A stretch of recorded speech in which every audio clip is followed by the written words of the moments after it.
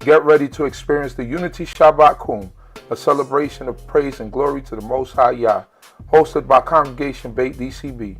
Join us on May 25th, 2024 at Shell's Loft, Brooklyn, located at 120 Hamilton Avenue, Brooklyn, New York, 11231.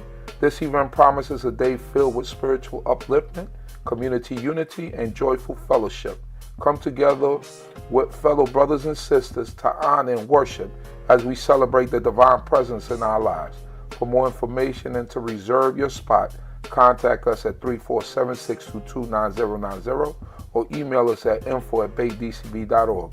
Don't miss this opportunity to connect, rejoice, and experience the power of unity and faith.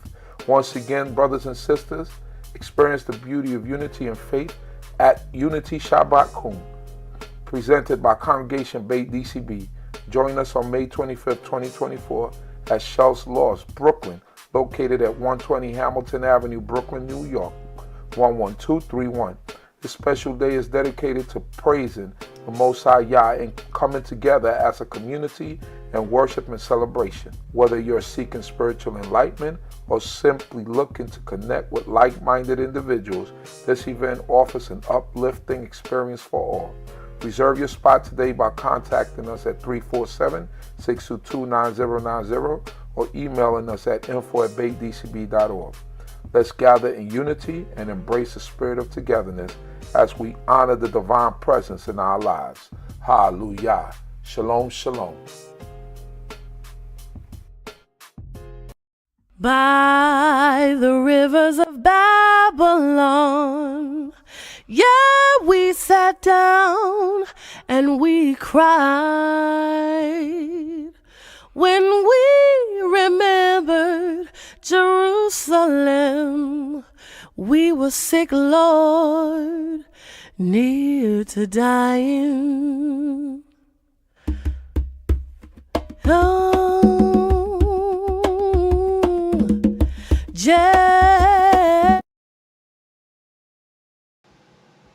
Shalom, shalom, family, and welcome to Bible study. My name is Uziah Lewy, one of the teachers of Congregation CHOKMAH, located in the Red Hook section of Brooklyn, New York, giving glory and honor to the Most High, King of the universe, for life, food, clothing, and shelter, knowledge, wisdom, and understanding, giving glory to the Most High for being good and His mercy endures forever. Thanking you all for joining us. And I pray that the Creator of heaven and earth be with each and every one of you, and praying that the Most High God will give us all a blessed feast of unleavened bread as Pesach approaches. And we're grateful to this mighty King. We give honor and praise and glory to you, Yah, for our lives, for food, clothing, and shelter, wisdom, knowledge, and understanding. We pray that on this day that thou will bring glory, that thou will bring understanding unto us, and that thou would even help us, oh Yah, even to battle the things and to understand the things that we have no understanding of. We pray that thou continue to bless your people, Yisrael, scattered in the four corners of the earth, and that thou will once again bring us back to the land which I promised our fathers, Abraham, Isaac, and Jacob. We pray and we hope that thou continue to bless us, sustain us, that thou continue to walk us through the path of righteousness, and even through the valley of the shadow of death, where King Melech Dawi say he will fear no evil, and we should fear no evil. We pray, Yehovah, that even if we have to walk down those paths, that thou be our protector, our guidance, and our light. We pray, Yehovah, that thou continue to be with Kobe Yisrael scattered in the four corners of the earth. Be with our brothers and sisters that are in the land, that are going through some scares. We pray that thou will keep them protected, and that thou be with all those who are ailing, the sick, the fatherless, the widow, the needy. We pray, Yehovah, that thou would even look after them. We ask that thou continue to guide us, that thou guide the words of our mouths as we proceed to answer these questions today. And we pray that thou will help us, oh Yah, even in our endeavors. We ask and pray that thou be with us, Yehovah. Hallelujah. Amen. Shalom, family. We hope that everyone out there is doing well, and that everyone is in a good spirit and a good frame of mind. Giving due respect to the leadership of our congregation, even my brother, Chief Prince Yadiel Ben Saskar. And I pray that the Most High God will continue to be with him and his family, Chief Kohath, all of our elders, Ima Olive, Ima Muna, all of our elders, that the Most High God will continue to be with them, bless them, protect them, guide them, and keep them. So today, we are taking questions. I know that Pesach is approaching, and we know that some of you might have questions. I don't think that the rabbi is really doing a lesson today. He might say a few words, but today we are here to answer your questions. So, Rabbi, how are you? Shalom. Shalom, I'm good. Hopefully you're doing good, and everybody out there is doing good. Also, giving praise and honor to the Most High, and thanking Him for all of our lives and this opportunity that He is presenting us with in order that we may study His Word on this day. And as mentioned, today we're going to just focus on any comments and questions that people may have. As Chief Uziel just mentioned, Passover is coming in tomorrow. And then tomorrow evening will be the beginning of CHOKMAH, the Feast of Unleavened Bread. So we did do a presentation discussion on that last week, pretty much in detail. The week before that, touched on a few questions. So we just want to focus some time because we know that this is a season that does take some preparation. It's not difficult to comply with, but it does take some preparation, and we just want to make sure that we are all covered, so to speak. So if anybody has any comments, any questions, you can put them out there in the chat, and we'll do the best that we can to answer them, so that we can quell any type of confusion that may exist, or any questions. So in just regards to this Bible study that we do every week, every Sunday, 9 a.m. to 10 a.m., this is an opportunity for everybody that utilizes the Bible as the foundation of their belief in order to join in this discussion. And you can invite your family and your friends, again, regardless of their faith background, as long as the Bible is the foundation of their belief as well. Everybody is invited and welcome to join in with our weekly discussion as we go through the Bible. We have topics lined up each week. Some topics are based on suggestions that are questions that people have. So if you have any suggestions for future topics or future discussions, you can put them out there in the chat, whether the live chat or in the comments of previous Bible study lessons that we have had. So feel free to do so, and we'll do our best to cover those topics in a timely fashion. And also, we do have topics related to the time of the year, certain days that come in that are biblical or Bible related, such as Passover, such as the Feast of Unleavened Bread, which is why we had the topic on that last week. And again, we just doing a question and answer this week, just to make sure that everybody is covered and that we can all go into this season, rejoicing before the Most High, and going in doing the best that we can, doing the best possible. We do also acknowledge that this congregation, or just to say that all congregations don't observe the Feast of Unleavened Bread the same way, so we are aware of that. So when we answer certain questions, when we have answered certain questions, and when we will answer certain questions, it will be based on the standard that this congregation upholds when it comes to the Feast of Unleavened Bread. And it's sometimes like that in various topics. But we'll make it known that this is our thought pattern, our opinion, this is our belief when it comes to certain things. But overall, whether it's this subject or any subject related to the Bible, we want to make sure that we get on the path to where we have a united understanding. So that's why we do pray that the Most High will invoke His presence among us, and that He would teach us His truth, so that we will learn to walk before Him in truth, obtaining the knowledge, wisdom, and understanding necessary in order for us to survive before Him. So just if anybody has any questions, any comments, they can feel free to do so at this time. We're not going to present anything specific, at this moment, just giving people an opportunity to ask their question and comments, or ask their questions and give their comments, in regards to this season that's approaching, or possibly anything that may be on the mind of, those that are out there. So this is just, a strictly open forum, today. But just bear in mind for everybody that, tomorrow is Passover. And now there is a difference between Passover and the Feast of Unleavened Bread, which is hopefully we did, make a clear, give a clear understanding of that during our last session. So, during this time, in our generation that we are living in, we are not able to actually observe Passover. So we know that, calendars would say it's Passover. So based on the time frame, Passover being the 14th day of the first month in the Hebrew calendar, at dusk, that would take place tomorrow. Now that Passover is actually an offering. So being that we're not able to present offerings, and we've had a discussion on that during the Bible session in the past, that we are not able to perform offerings in foreign lands outside of the land where the Most High has specified of his name to be called, and also more specifically a location, which is the temple in Jerusalem. If you're not there, you're not able to present offerings. And also in conjunction with that, the priesthood out of the line of Aaron, and in the future would be out of the line of Sadok, who is of the lineage of Aaron. Those would be the priests that would be the ones that would present the offerings on behalf of those that bring them.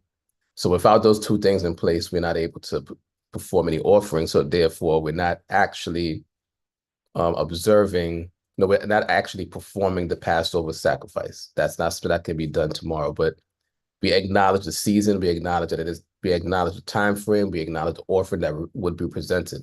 However, in all lands, in all generations, in all places that we dwell, we are supposed to observe the Feast of Unleavened Bread, which entails us removing leavening from our homes, before the first day, and eating unleavened bread for 7 days. So that will be from tomorrow evening, beginning the evening of the 22nd, which would be the first day of the Feast of Unleavened Bread.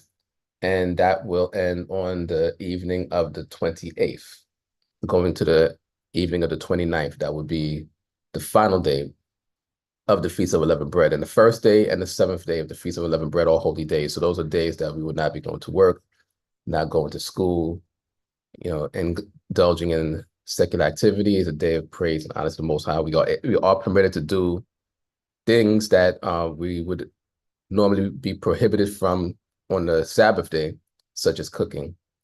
But just bearing in mind that the first day and the 7th day are holy days, and we don't go to work or go to school on those days. So again, that will be starting tomorrow evening, the evening of the 22nd. The first day, which will end on the evening of the 23rd. That day is holy.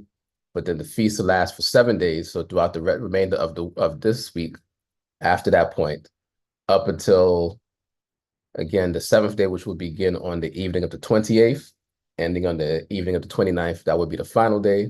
And that day will be a holy day. And that also would be the conclusion of the Feast of Unleavened Bread. So for those 7 days, basically from the evening of the 22nd up until the evening of the 29th, we're supposed to eat unleavened bread during that time frame, and we'll make sure that we have no leavening in our homes during those 7 days. So just giving the brief overview, you could read about that in detail in the book of Exodus, chapters 12 and 13, which gives the history of the Passover and the statutes in regards to the unleavened bread within that. So again, if anybody has any questions or comments, you can feel free to ask them, and we'll do the best that we can to answer them.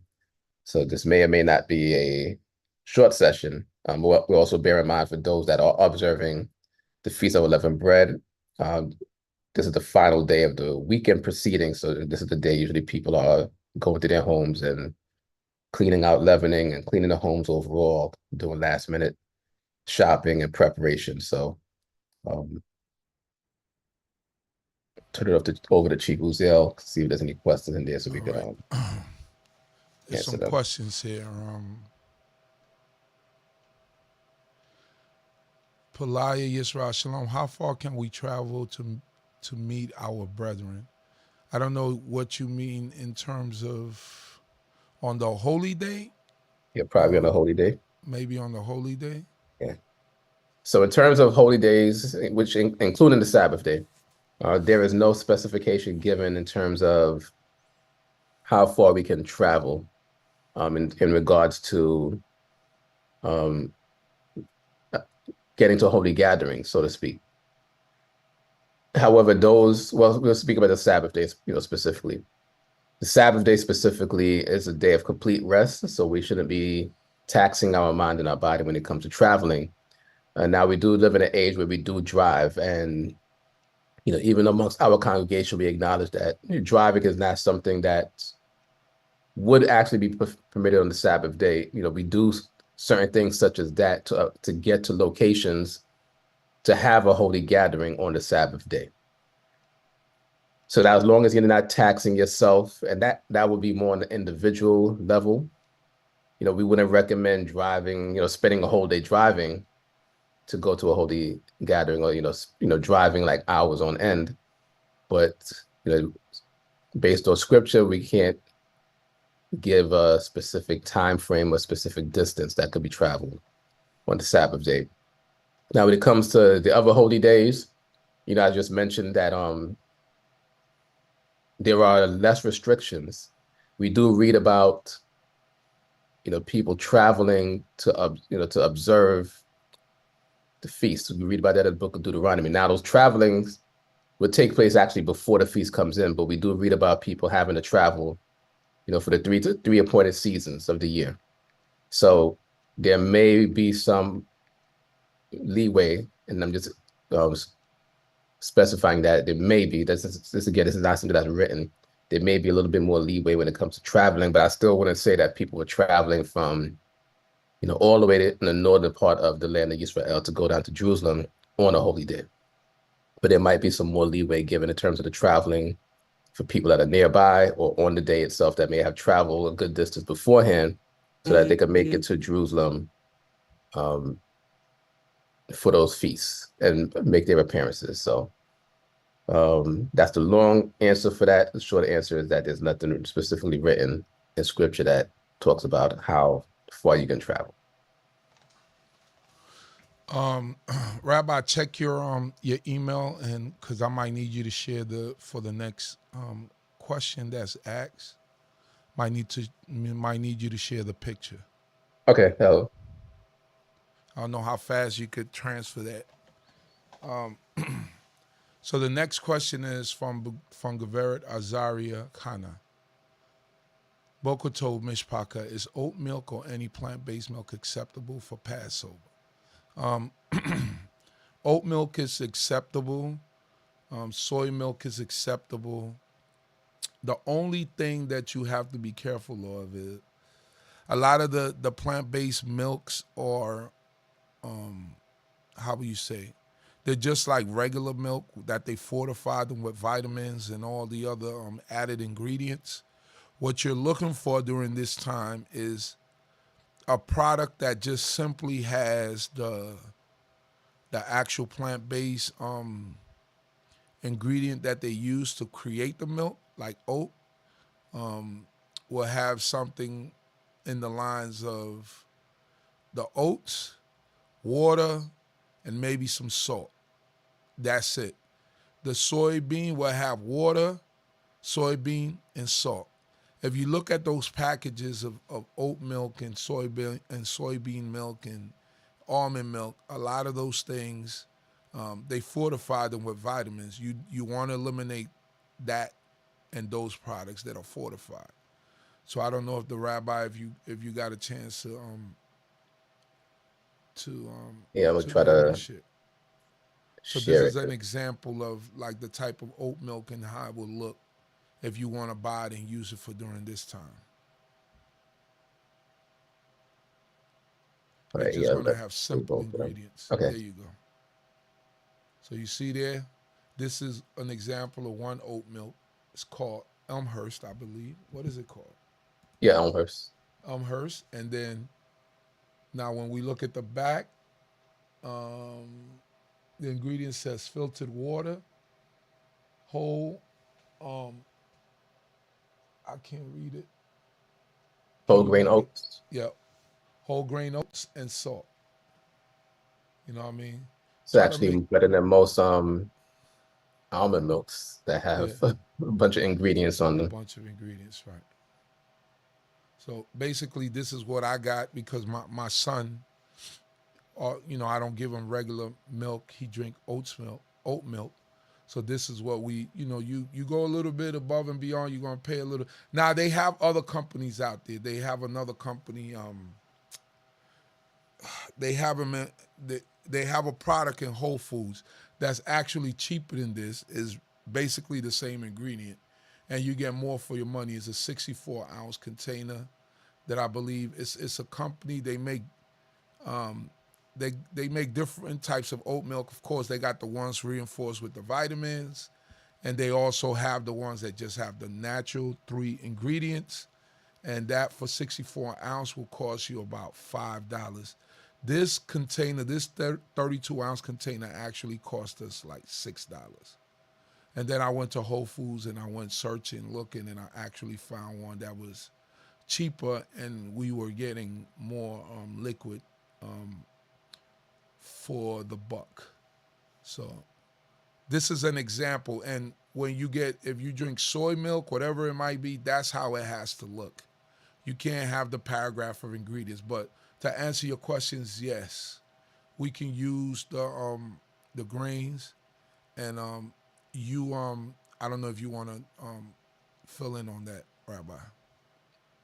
Yeah, so in terms of milk, so whether it's the cow milk, even goat milk, then when it comes to the vegan alternatives such as the soy milk, oat milk, and almond milk, you want to get something that's like this. This is actually very good in terms of the ingredients. Because again, a lot of your other types of milk from the companies that are out there, they'll have a whole bunch of ingredients on it. So they do sell almond milk that just has simple ingredients as well. You just have to look for those, just like even with the oat milk that you buy. In general, they'll have a lot of ingredients, but as Chief Uziel mentioned, he was able to find this one. So there are good finds out there. We just have to look for them, and as a community, just make a list of the good ones. And this would be good actually throughout the year. And actually something to be better for us throughout the year to drink milk such as this. Shout out to my wife for that photo. She's the one that found it. And you could find that on Amazon, and they deliver it from one day to another. So if you order it today, right now, it will be at your house tomorrow. Look at the brand Elmhurst. Also on Amazon, you could find the actual the one that I told you from Whole Foods, because Amazon owns Whole Food. So they work hand in hand. They're going to have those products there. You just have to look for it. You got to scroll. You got to do your homework. And all those products have an ingredient list. So once you go scrolling and you go looking for Amazon, delivery, whatever, Whole Foods, they all work together. They're Prime. And you just look through the ingredients and just look for the simplest form of ingredient that you could find. And that's your ticket. That's what you can use. Things they don't discuss in church. Daniel 9:24-27, as it relates to the coming of the Messiah. All right. I think today, do you want to answer that, or you just want to stay with Pesach? Concentrate on Pesach first. No, we could touch that. Yeah, we are concentrating on Passover, the Feast of Unleavened Bread, but we can touch on that briefly. And I believe we actually have a Bible study on that. I could actually look for that, hopefully during this session, and I'll post it. But in regards to the Messiah itself that is mentioned in Daniel chapter 9, it will refer to Cyrus.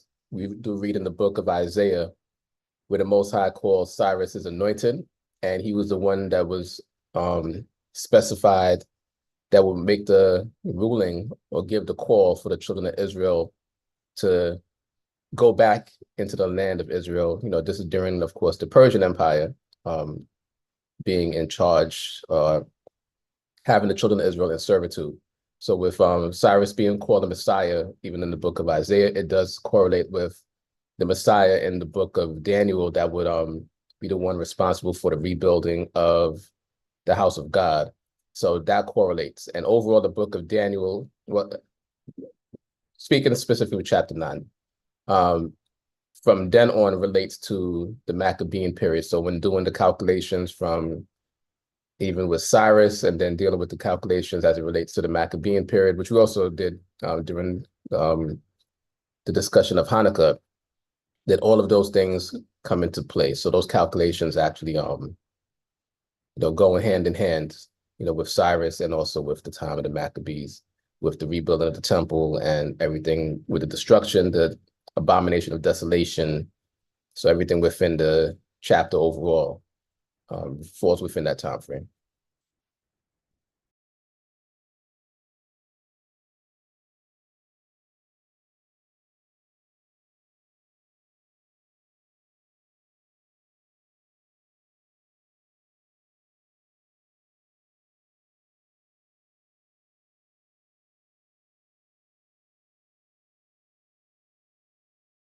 Yeah, the second one I didn't get yet.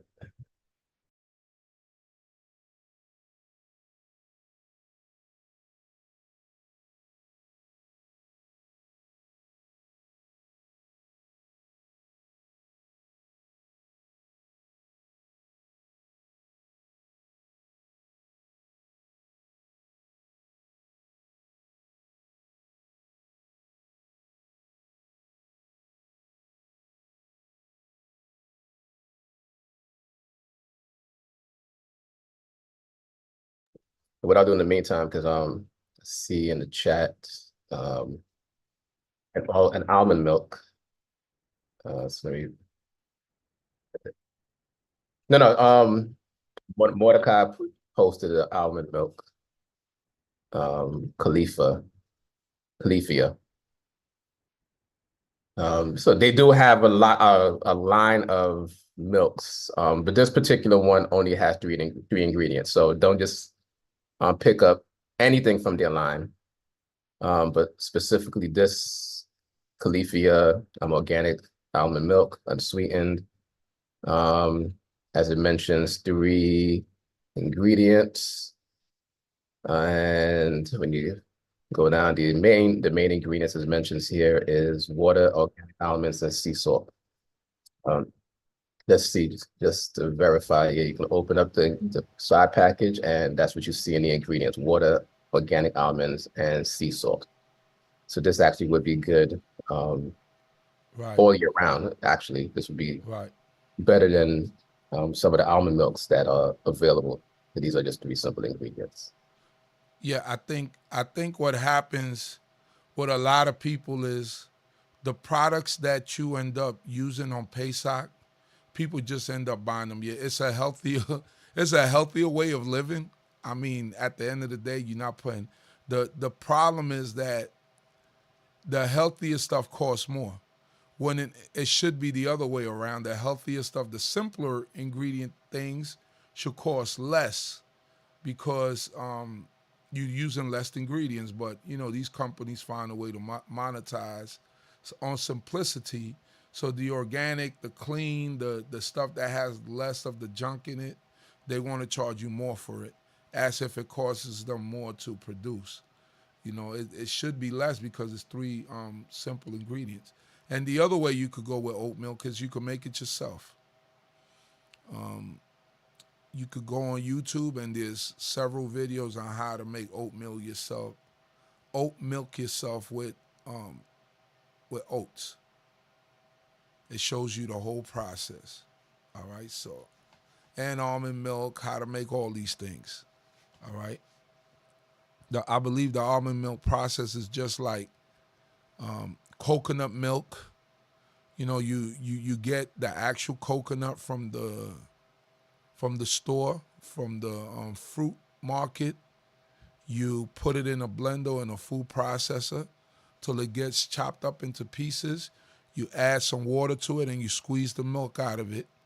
You squeeze the milk out of it. You squeeze the milk out of it. Then you strain it. You put it in the refrigerator and you have some coconut milk. The thing with coconut milk, though, you have to drink it right away because coconut milk could get rancid real quick. It spoils real quick. So that's the thing with coconut milk. You're going to have to drink it quickly because it gets rancid real quick. It spoils real quick. All right. So let's see here. Go down the line. That other email didn't get to you yet, Chief? No, the link today. Well, you said you emailed it or? I emailed it. Oh, email. Okay, let me check the email. Oh, do you? Is it better for me to text them to you? Or No, actually, email. It's going to be in the same. It's faster. Right. Okay. Yeah. So let me open that up.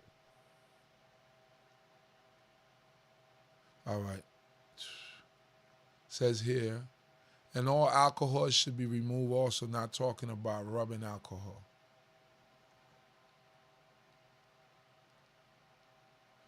We remove alcohol as a precautionary detail.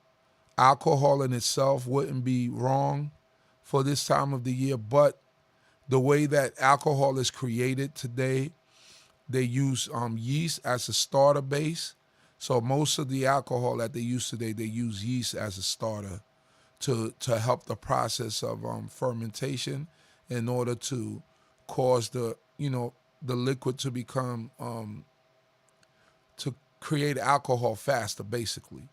So to take precaution and not knowing what they're using in the alcohol to cause that process to happen, we remove alcohol for that reason. But if you could find alcohol that went through the natural fermentation process, right, that went through the natural fermentation process with no outside source of yeast or industrial yeast being added to it, right, then that alcohol will be good for you to consume. Thus, kosher for Passover, wine and things of this nature, the alcohol that they have kosher for Passover, that doesn't go through that process. So that, in a nutshell, is the answer on alcohol. All right?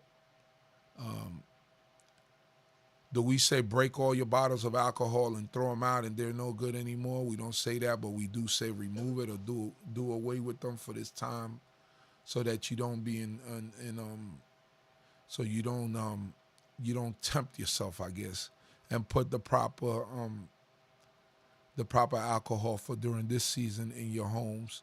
And yes, you could indulge in an alcoholic beverage during this time, for the exception of beer, of course, which has actual, the yeast and the balm that would be that yeast that we wouldn't be allowed to eat during this time.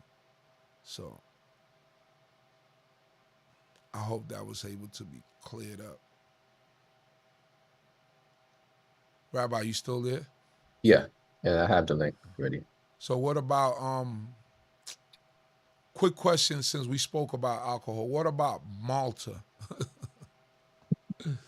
Malta is made out of barley, but it's a non-alcoholic beverage. So just by virtue of that type of, the grain that it comes from, right? I wouldn't recommend, drinking it for the season, because even though, like you mentioned, it's not technically an alcoholic beverage, it is a grain product. So we, as far as the teaching goes, we stay away from any processed grain products. Mm-hmm. So that would include, so just to add on to what you were just saying, when it comes to alcohol, and then also, as you mentioned, with the Malta, and then with other products, like say you have pastas and spaghetti and there's certain things in your house and you read the ingredients of the packaging, of course, it doesn't mention yeast or baking powder or any of the things that should be removed. We would recommend that you just don't use them. So, when it comes to the teaching of the congregation, we don't say just throw out all of those things. The things that we mentioned to remove or the things that are on the list in the document that is available on the congregation website. As we mentioned it last week, there's a list of items to actually remove, which would include the yeast, baking soda, baking powder, balm, amongst other things. Those are the things that you absolutely should remove from your homes. And those would be the things that would be the easier things to remove from your home anyway, but we're not supposed to have leavening in our homes. So those are considered leavening. And then you have products that we said just avoid. So avoiding, as Chief Uzzah just mentioned, you can put it up somewhere so it's not in your way, not tempting you, anything like that. But, it's just a precautionary thing just to not utilize those things, avoid it, put it away. But those things are not actually leavening, but just for the sake of those things being a processed grain products, we would recommend staying away from it during the season. And basically what we read in the scripture, what actually causes you to be cut off is when you eat leavened bread. So that is the actual thing that we have to make sure that we avoid. So you want to avoid that any way possible and just make sure you eat unleavened bread throughout the season. So in regards to Malta, that will still fall in the category of a processed grain product. So, if you happen to have like 100 bottles of that in your house, we're not saying throw that away, just don't drink it during the season. And also, just as a for many years, some of us been taught that it's just yeast. I mean, yeast happens naturally in everything. Yeast happens in our bodies. For some women, some of you might know about that. I think most grown women might have gone through a bout with yeast. In terms of fruits, fruit skins naturally come with yeast. This is what helps them to break down, and if you leave them long enough somewhere, it spoils, and then it becomes an alcohol. This is what helps to turn any fruit into alcohol, right? So the onus is not on yes, of course, we separate the yeast that we use to make bread and to do things of this sort, but the onus is on, like the rabbi said, it was that sourdough that they use in order to put into fresh dough to make the bread rise. We did not have time when we came out of Egypt to allow that process to go through. Thus, this is the festival of unleavened bread, right? This is why the rabbi is pushing certain things and saying certain things. He's not telling you to go out there and eat, processed food products and stuff like that. We try to stay away from that. But he's neither telling you to throw away all your stuff and put it in the garbage, right? Because the onus on this is on the actual sourdough that is added to fresh dough to cause the bread to rise, right? So the things that are produced in factories and that are processed, we stay away from it just as a precautionary reason not to be in violation. But the onus itself is on bread, and that we did not have time for bread to rise. Thus, eliminate that. So baking powder, yeast, those are things that you will be throwing away. Baking powder, yeast, baking soda, those sort of things like that. That's what you will be throwing away, right? And I don't know if the rabbi wants to piggyback on that, or if I was off on some of the things that I said, but from the understanding that I've gathered, that's what you're concentrating on, Rabbi?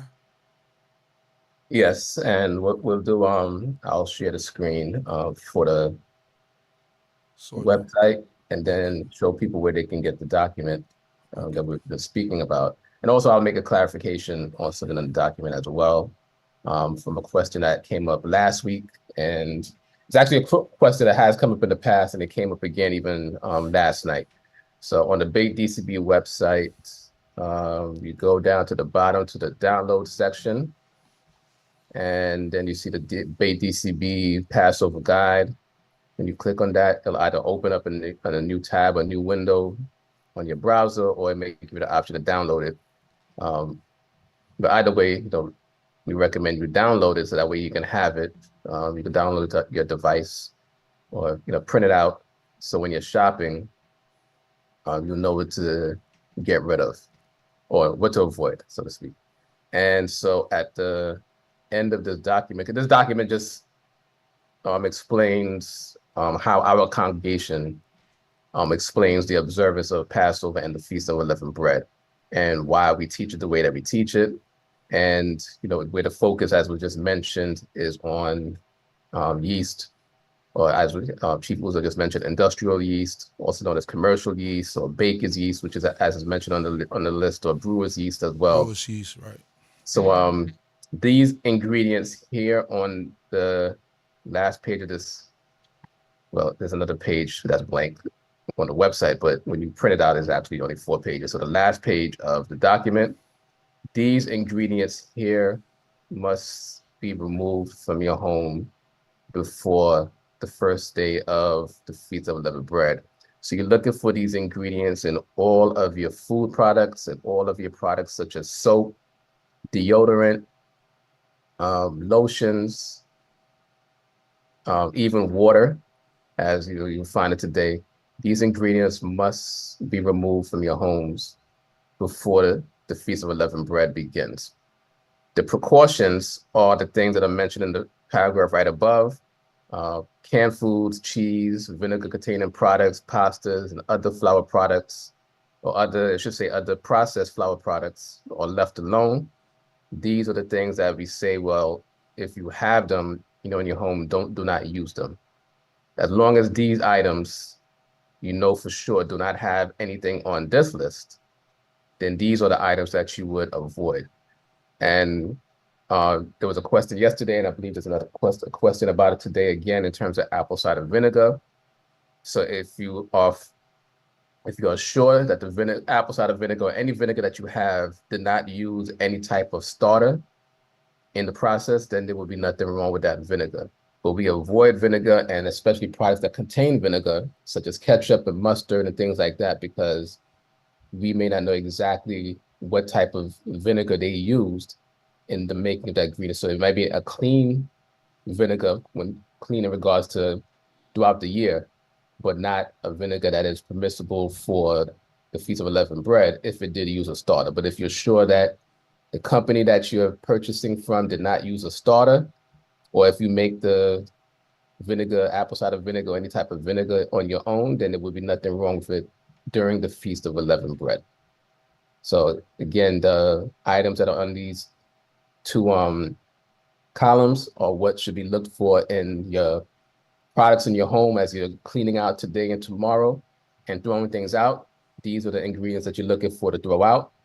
And then everything else you just put away, put aside within your home, and make sure it's out of reach of yourself and children or anybody that might, accidentally, take it and eat it, just for a precaution if any of those products contain anything that is not permissible.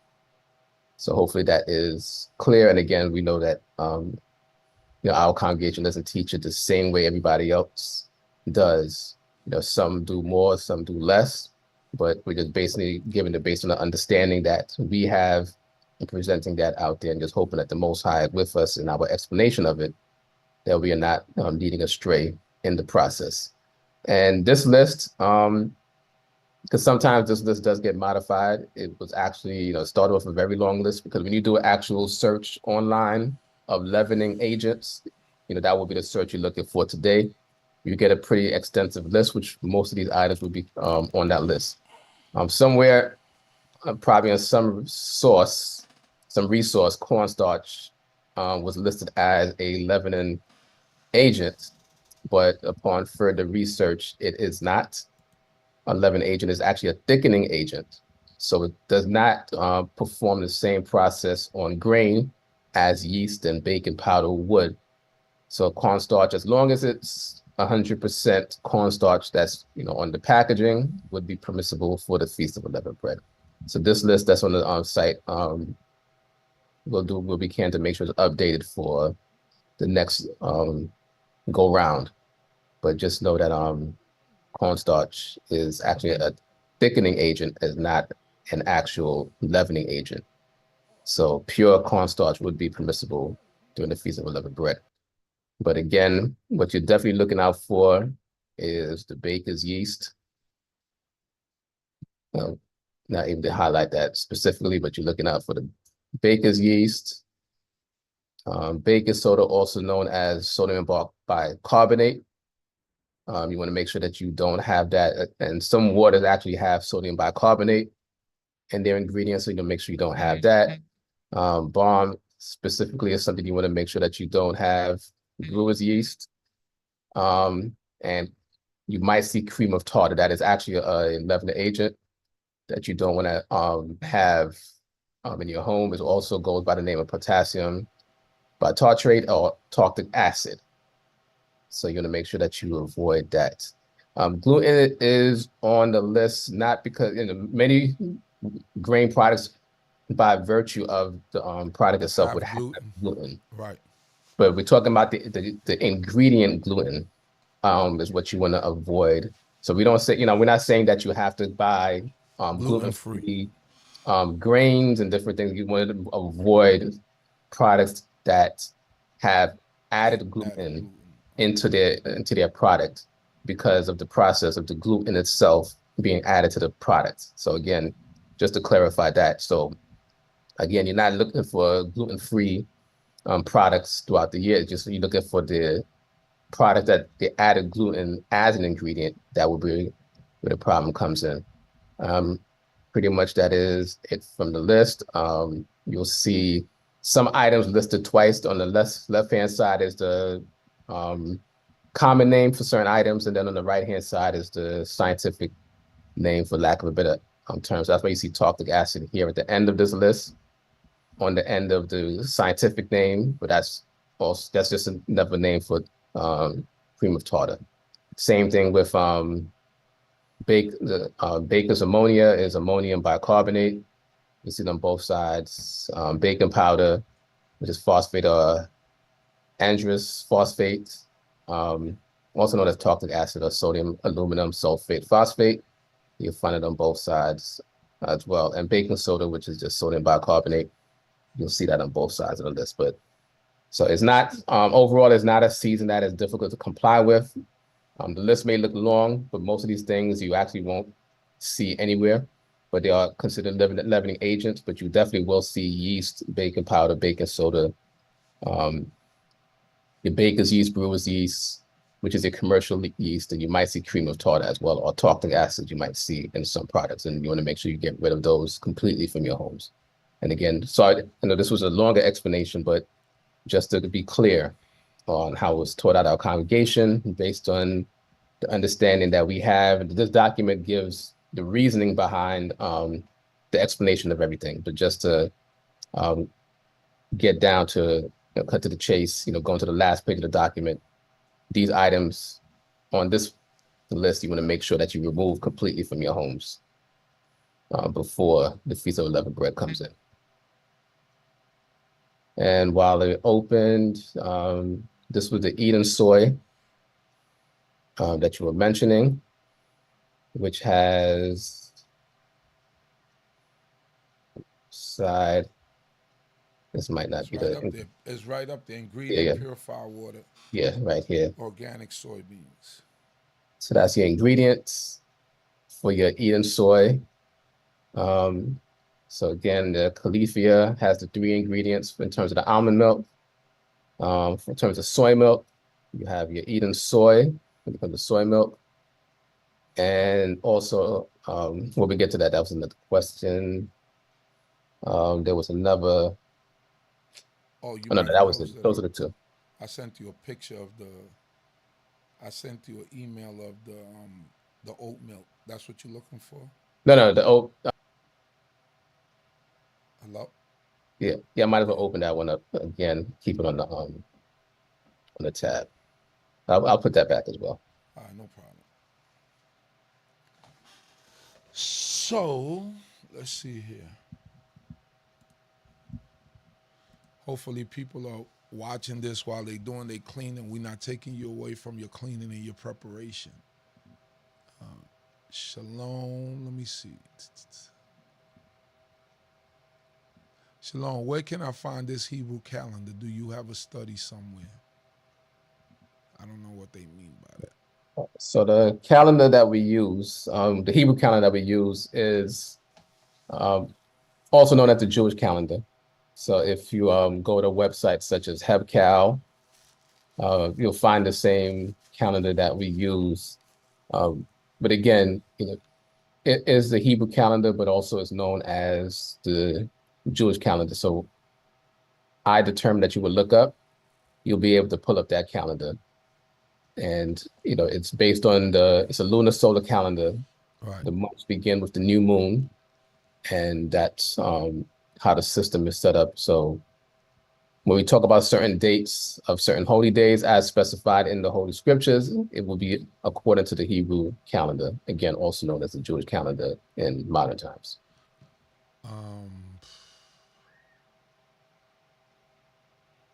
Ketonet Pasim writes, Shalom, Chief Rob, Binyamin, and Chief Uziel. Which type of flour is unleavened to make unleavened bread? And so that's where I started to pull up the other item. So flour itself is not leavened. So flour itself is neither leavened or unleavened. It's the product that would be made from the flour that would be considered leavened or unleavened. So once you have the flour, depending on how it is prepared, then either you're going to make leavened bread or unleavened bread. Now for the season, of course, we're not going to be making leavened bread. So that's when you take the flour, mix it with the yeast, or you take the flour, mix it with the baking powder if you're making cakes, or you mix it with the cream of tartar or, balm as well, which is something that should be avoided. You're mixing the flour with those various other ingredients. Primarily, the ancient practice of making bread was what would be known today as the sourdough bread making process. For lack of a better term, you're taking leftover dough that had time to ferment and mixing it in a new batch of dough in order to make leavened bread. So again, those are the type of things you would be avoiding during the 7 days. So any type of flour that has your simple ingredients. So we're going to get to that. Of course, what is about to be shared is going to be, of course, on the expensive end of things, but it's not the only, but just mentioning that it's as a precaution. So Bob's Red Mill is a go-to company for a lot of people, and not a go-to for some because of the pricing, but it is a go-to for many people. So you have a few, not all of these products, all of these products are not going to be good for the Feast of Unleavened Bread. But you have this one here, the 100% stone ground wheat flour. So what you're looking for, whether it's this company or another company, you're looking for the ingredients to be just this simple. This one is organic whole grain hard red wheat. It is an organic brand. Of course, it's going to be more expensive than some of the other ones they have, but you're looking for, when it comes to buying flour, you're looking for a simple line of ingredients without the enrichments and without the additives. So that's one of those that you can use from this company. The 100% stone ground whole wheat. You can avoid all of these artisan bread flour and the pastry flours. You want to avoid all that because that stuff would have mixtures in it that would not be good, especially like the baking flour. They also have just the regular, it's the non-organic, but it's 100% stone ground whole wheat. Same thing when you're buying flour, you're looking for a simple line of ingredients such as this, whole grain.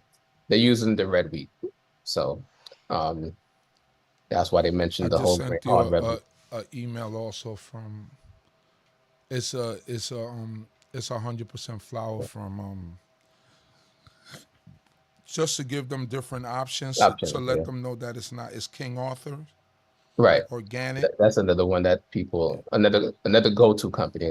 Right. Was King Arthur. So, but you know, when you're buying flour, you're looking for one simple ingredient. So, let me get to the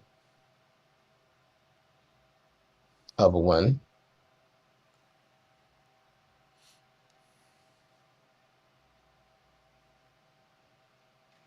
which is going to be King Arthur is also another go-to.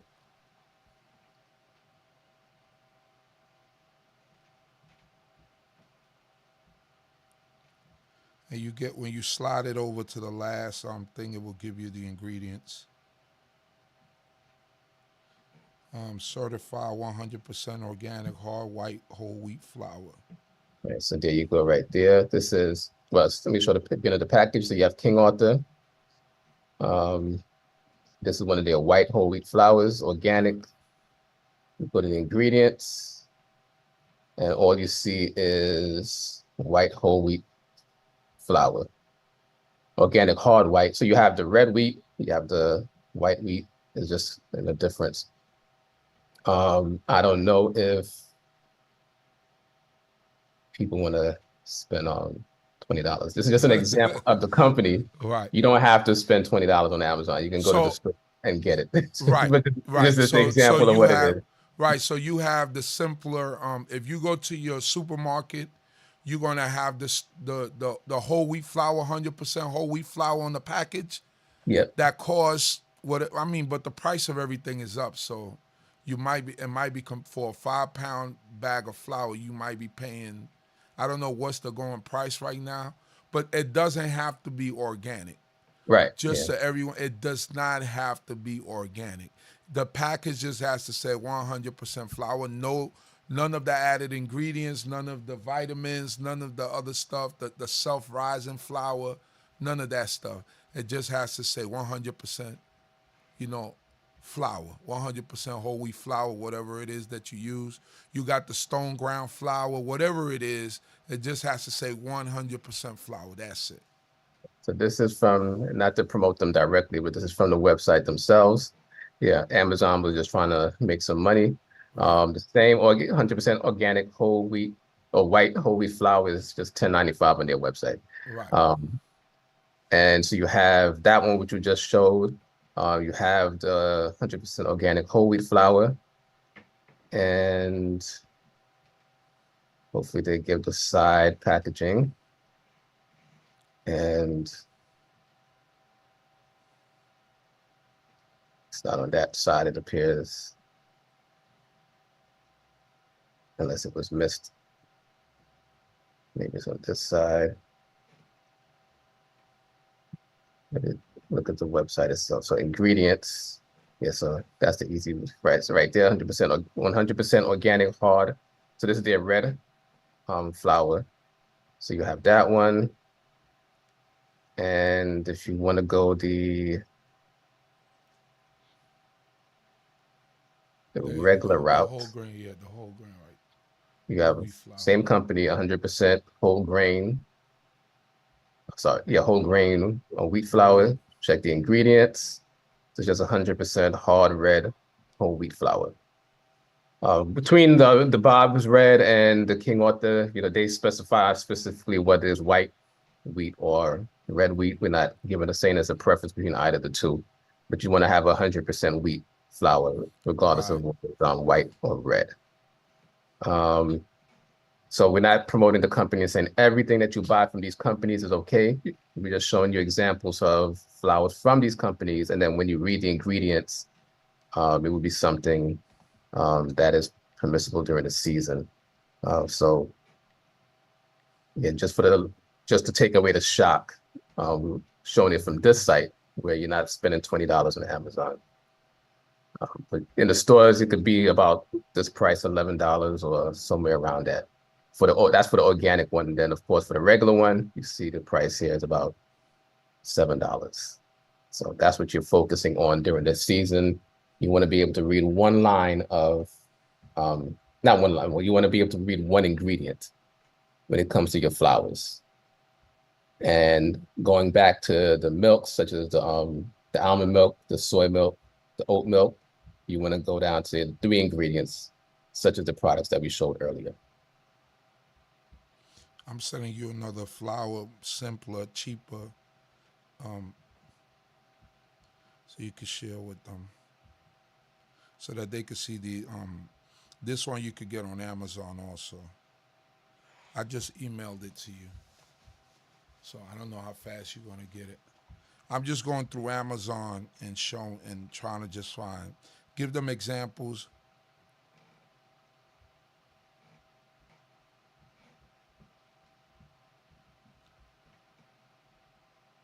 So I'm going to put up this link. Chief Uziel has a son that works for Whole Foods, so you'll see him promote a lot of Whole Food stuff. Hey, I get an extra 20% off for them. So here's another flour that Chief Uziel is promoting, 365. And you look at the ingredients, organic whole wheat flour. So we're just basically saying for especially, and Chief Uziel mentioned it just now, this usually is a springboard for the rest of the year. This is the first month of the Hebrew calendar. There's a lot of what is known as spring cleaning taking place during the season as people are preparing their homes for the Feast of Unleavened Bread. But again, just overall, this is where you get the terminology spring cleaning. And also, when you're cleaning the homes, you're cleaning your body. And again, this ends up being a springboard for some people for the rest of the year. Not necessarily on the organic level, but just on the purity level. Like even just some of the milks that were just mentioned, just getting some of the purer brands of the oat milk and the almond milk and the soy milk. Getting some purer brands when it comes to the flour. You don't have to be organic, but if you're a baker, then you just want to get some of the simpler flours as opposed to the enriched, and it'll do good for your body and as well as your mind.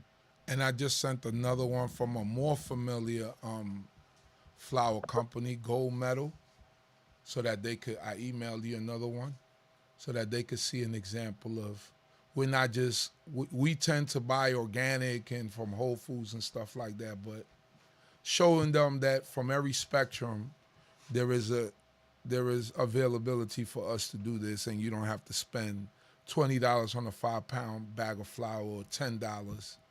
There's actually the regular Gold Medal that our company. You got to scroll down for the ingredients.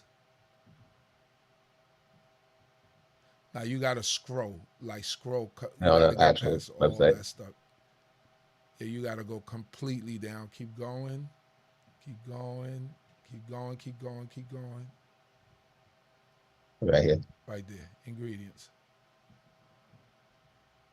Whole wheat flour.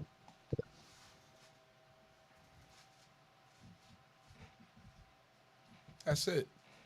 And they even give you directions. It's not ready to eat. For those that like to eat flour, because then it's not ready to eat. It must be thoroughly cooked before eating. There you go.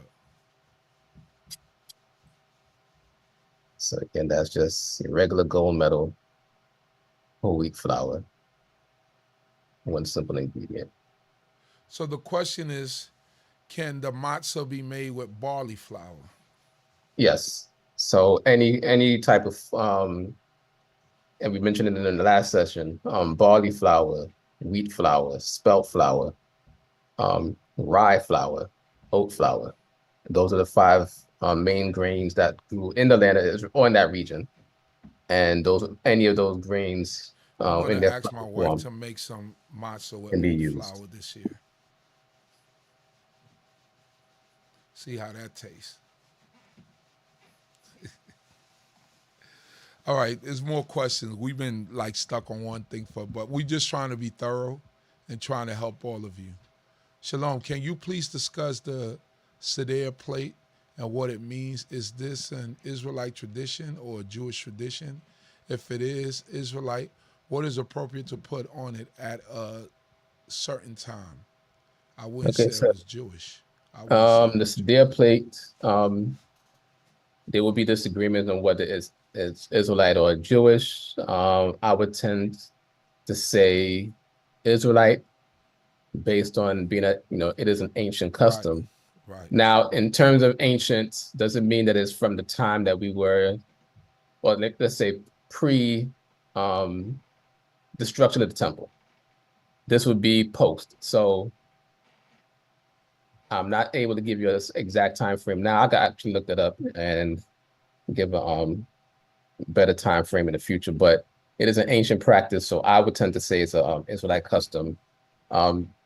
Mainly when I say Israelite custom, talking in the time frame of when you had the different sects of Israelites that came up, the Pharisees, Sadducees, Essenes, that group. So you're talking post Ezra time frame. You're talking what would be known to the world as pre-Talmudic time. So somewhere within that time frame, you had different traditions that came up. And now when it comes to just taking the Seder plate, off the table, for lack of a better term, of course it fits the description.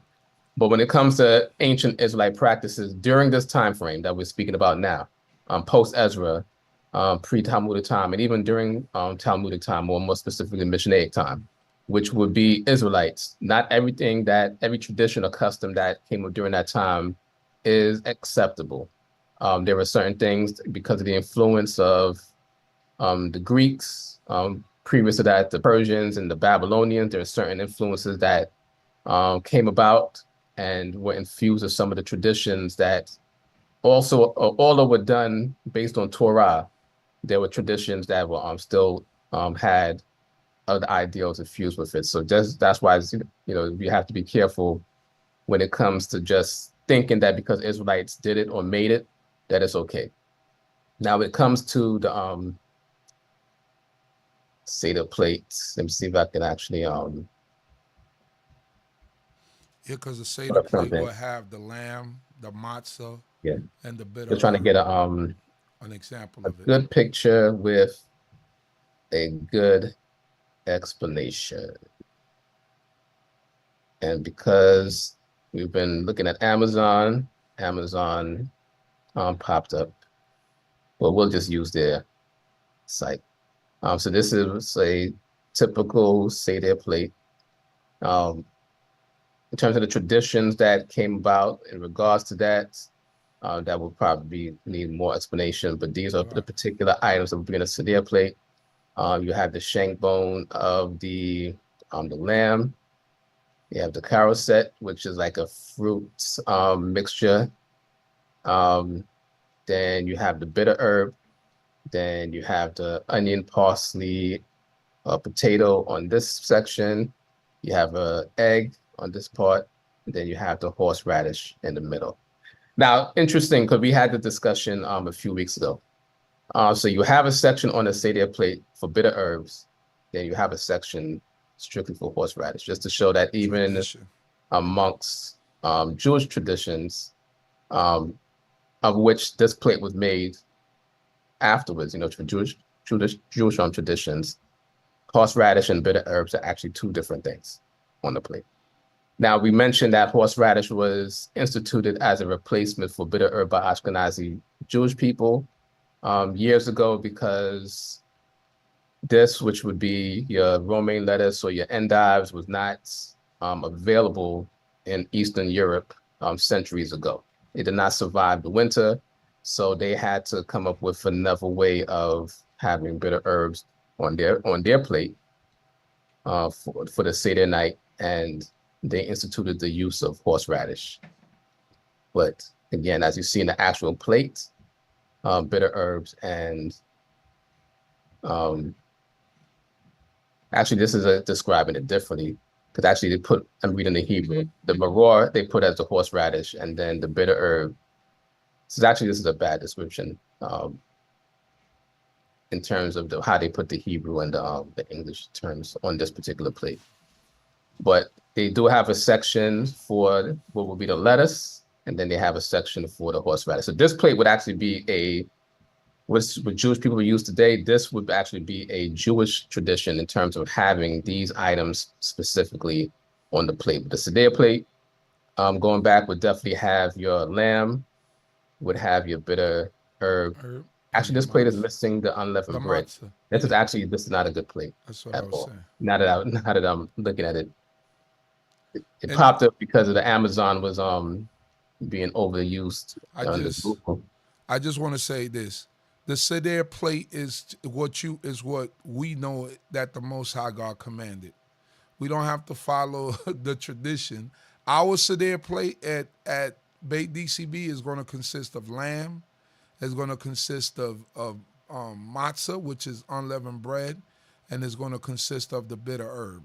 Whatever it is we give, it might be the endives or it might be the some horseradish. Sometimes it's both, but that's what it's going to consist of. The other stuff, we don't have boiled eggs on it. We don't have fruits on it. We do the three things that the Most High God commanded, and that's how I would say their plate. So that's what you have to focus on. That's how it would look. I would say their plate would look. Rabbi? Yeah, I mean, I was looking to see if I could find a better Yes.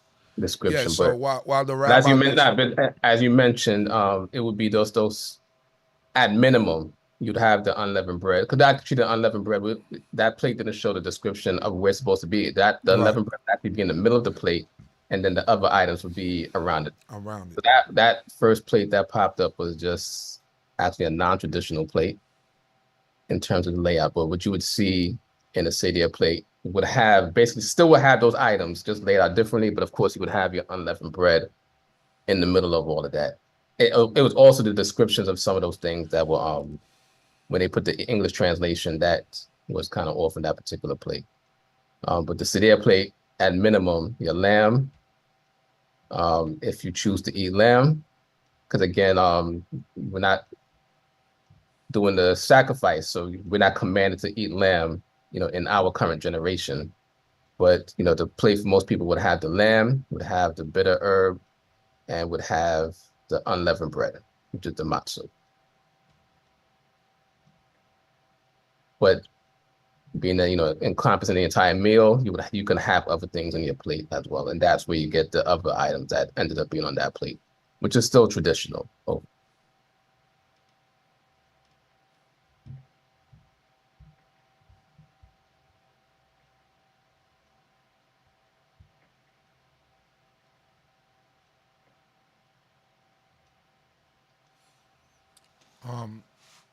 Let me see. Is apple cider vinegar okay to use to make your own salad dressing for Pesach? Is it okay to leave in the house? I think I know. Yeah, that might have been asked probably before we got to it. But again, in terms of the vinegars, apple cider vinegar as an item itself, there's nothing wrong with it for the Feast of Unleavened Bread. But because of the process that some companies use to make it, we would recommend avoiding it unless you're sure that they don't use some sort of starter for making it, or again, if you're able to make it on your own or know somebody that makes it on their own without using any type of starter, which would contain some sort of yeast within it, and it's just a pure process, as Chief Uzo mentioned earlier, if it's a pure, unadulterated fermentation process for any type of vinegar, any type of alcohol, then it would be permissible for the Feast of Unleavened Bread. But for the commercial products that are out there, we recommend avoiding it because of the process that could have been used to make it that would make it void. But we don't say that you should throw it out, just put it up and don't use it during those 7 days.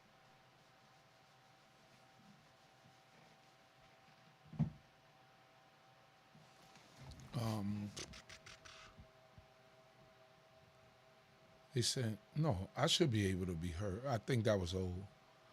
Joy J. Moala almond milk on Amazon is good too. It only has 3 ingredients: water, almonds, and salt. There you go. C. Cole. Shalom, Chief Uziel and Rabbi Chief Binyamin. Since we're not supposed to work or cook on Shabbat, but this Kadosh season, this holy season, we are to cook fresh food daily, should we make the matzah's bread after Shabbat? Unleavened bread, you can eat that if you make it the day before, you can eat it if you make it on one day, you can eat it the day after, even the day after that. Same thing, like even if you buy matzah in the store, which has just been sitting on the shelf for days and possibly weeks, there would be nothing wrong with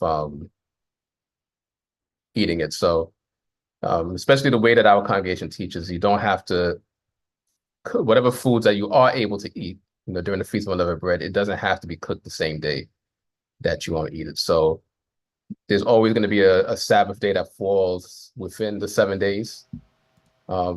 Sometimes it might be the first day itself or the last day itself, but for this year, it's in the middle. And of course, you can cook on the first day of the Feast of Unleavened Bread. You can cook on the 7th day of the Feast of Unleavened Bread, but you cannot cook on the Sabbath day of any feast, or the first Sabbath day of any week of the year. Any food, so you can't cook on that day. Any food that you prepared the day before, you can eat it on the Sabbath day. There's no prohibition against eating leftover foods. The prohibition is against eating leavened bread. So if you make your unleavened bread or any type of food the day before the Sabbath, you can eat it on the Sabbath day.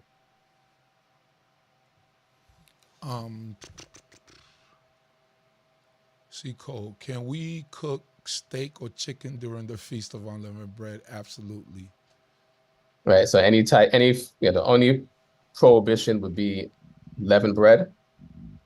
And of course, because of the time that we're living in, we're not in control of the food making process overall. Many of us are not in control of our own food making process. Not saying that all of us aren't, but many of us are not. So that's why we have these precautions that we do today. But those that cook on a regular basis from scratch, this season is actually something that is very easy to comply with. It's just looking out for the certain ingredients, and we are grateful that many people are able to join in with the discussion and mention some of the items that are permissible. So this season is about cooking from scratch, learning to cook from scratch if you don't know how to. And so this, whether it's any form of meat would be permissible, as long as it's clean, will be permissible to have during this season.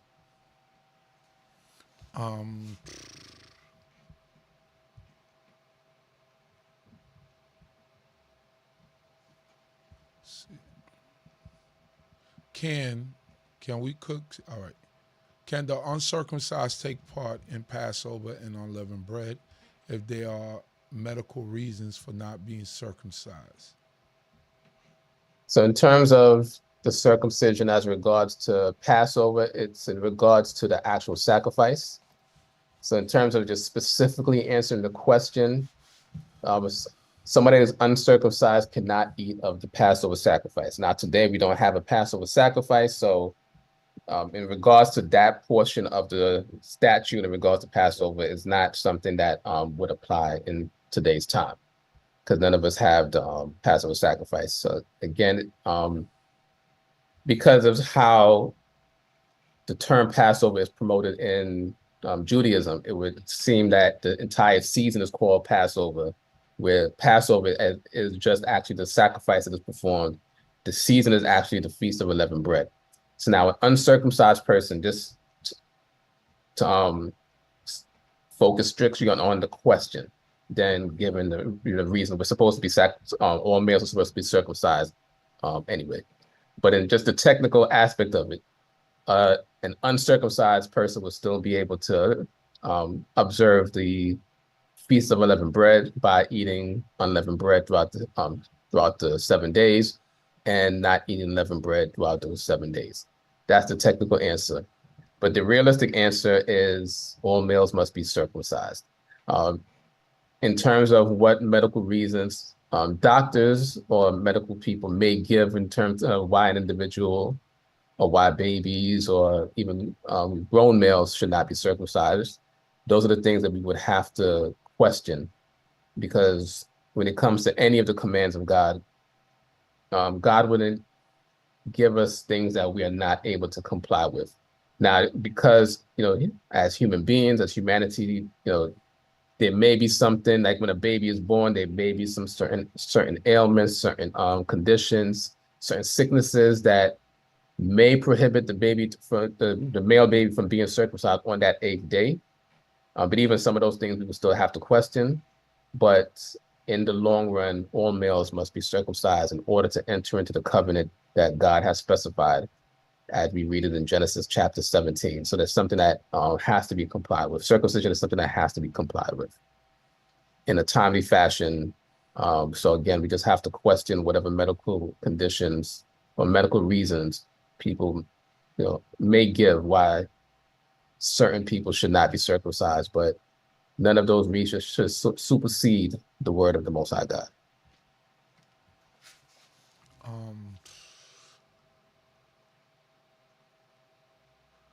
Terry Johnson, Shalom. I was told that during my cleaning and removing items, I was told I can designate an area in my home closet that I know that no one goes into to store the unwanted items until after Passover. So we're going to give it in terms of how this congregation teaches it. When we read in Exodus chapter 12, it mentions in 2 locations that you remove leavening from your houses. Within the span of Exodus chapter 12, I should actually put that on the screen, but it mentions that we're supposed to remove leavening from our homes. And then in Exodus chapter 13, it mentions that we have to remove leavening from our borders. So any area that we are in control of, our homes, our borders, our, closets, our garage spaces, our cars, our lawns, backyard, front yard of the homes, any part of the house and any variation of any part of the house, we're supposed to remove leavening from. So we're going to go to Exodus chapter 12.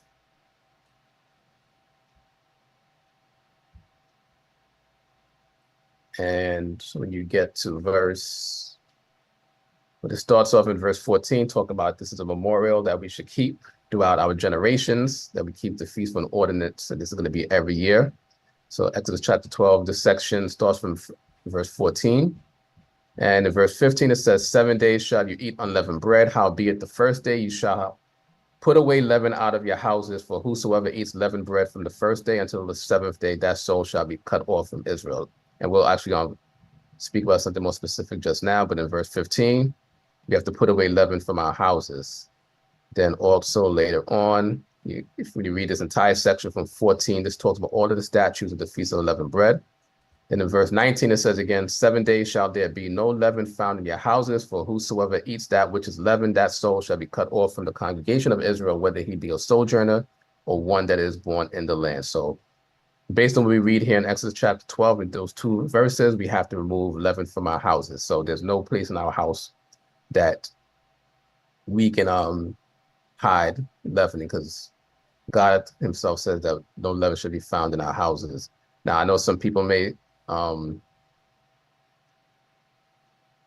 try the technical aspect of it in terms of being found in their houses, in terms of if you hide it, you can't find it or nobody else should be able to find it. But also, again, going back to verse 15, it said that it should be put away from our houses. So not just not being able to be found in our houses, but based on verse 15, we have to put away leaven out of our houses. So that's why, we teach that the things that are on that list, those leavening agents, have to be out of our houses based on these 2 verses. Then in chapter 13, in verse 7, but the section is actually starts in verse 6, where it says, actually, we reach verse 6, 7 days thou shalt eat unleavened bread, and in the 7th day shall be a feast to Jehovah. Then verse 7, unleavened bread shall be eaten throughout the 7 days, and there shall no leavened bread be seen with thee, neither shall there be leaven seen with thee in all thy borders. So this is actually again, this would be specifically about within the land of Israel, the borders of the land of Israel. There should be no leaven. But, today we're not, those of us that don't live in the land, but we have homes, we have apartments, anything that's under our control, under our jurisdiction, we can't have leaven in any of those things.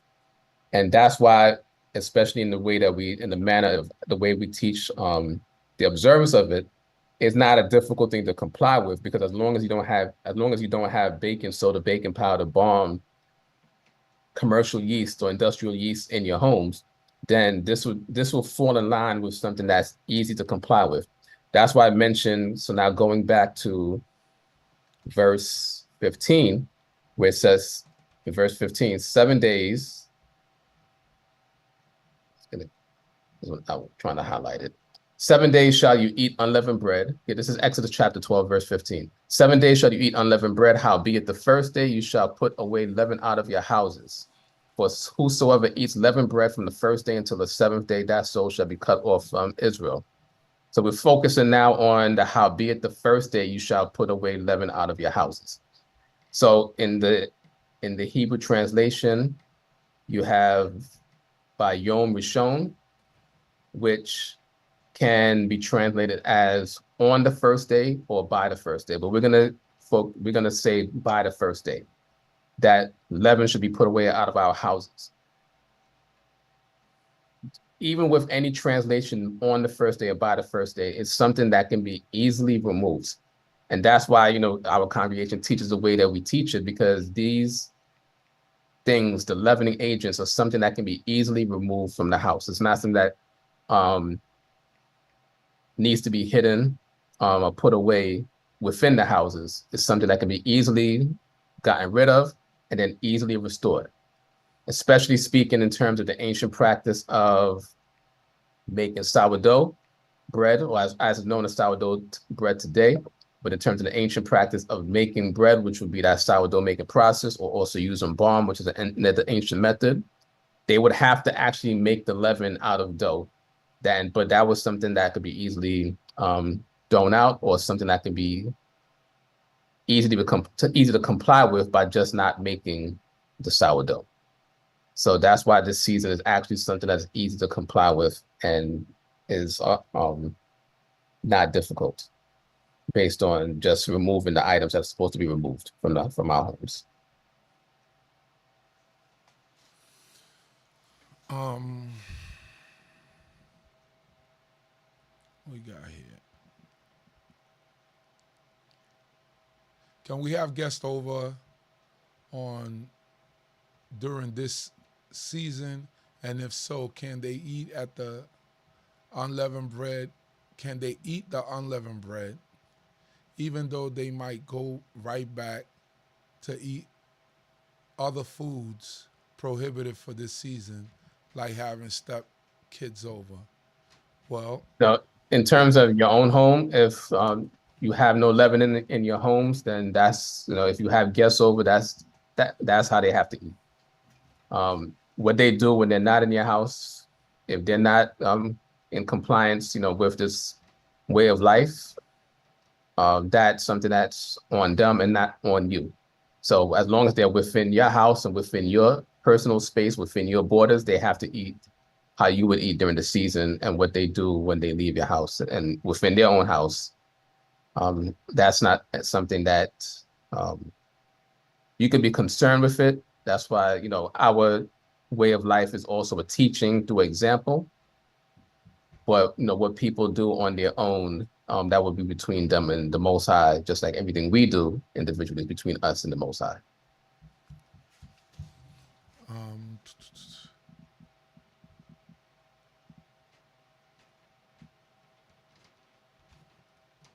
Bokoto, last week we saw that cornstarch is on the list for no usage. I found that cornstarch is used as a thickening agent and makes fried foods crispier. I think the rabbi just explained that earlier. Yeah, we mentioned that earlier one on the list. The list on the website is actually an older list. So in the time to come, we'll actually have it updated on the website. But that was something that was discussed, even years prior and removed from the list. And as we mentioned earlier, it is a thickening agent, it's not a leavening agent. So cornstarch, as long as it's the 100% cornstarch, would be permissible for the Feast of Unleavened Bread.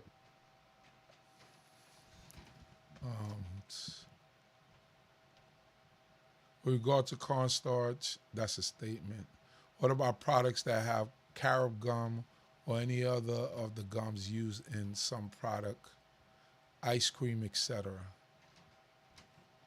So in terms of any processed foods that, and this would be for any time of the year, any processed food that have ingredients that we are not familiar with, especially for this season in particular, the Feast of Unleavened Bread, where we have to be careful of what we ingest, even more specifically than what we would do throughout the year. These would be the things that we say that you would just avoid. Again, you don't have to throw these things out. Our congregation in general tends not to eat ice cream, but if somebody wants to buy milk, sugar, and the other ingredients involved in making ice cream and make it during the season, and they enjoy it and share it with other people, there would be nothing wrong with that. But we tend to avoid the manufactured ice cream. We would tend to avoid a lot of manufactured products with the various ingredients that we don't know how that process was made. So when it comes to, as we mentioned with the milks, although the companies that we didn't mention may have milk that is clean throughout the year, just to be on the safe side, we focus on the milks that we mentioned or similar, where they would have like 3 ingredients. So these are the things that we will be focusing on, just pure ingredient or pure products that just have simple ingredients during the season. So the various gums and the various things that are out there, we would avoid during the season. Which also leads us to the same thing with candies. During the season, we would avoid them. Not necessarily, if you happen to have a bunch of candy in the house, as long as it doesn't have the ingredients that are not permissible based on the list that was mentioned, we don't say that you throw it out. You just put it up and out of reach, as a precaution.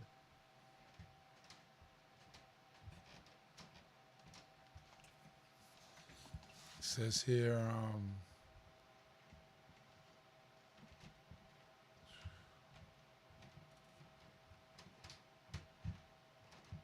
Binyamin family, not taken away from cleaning at all.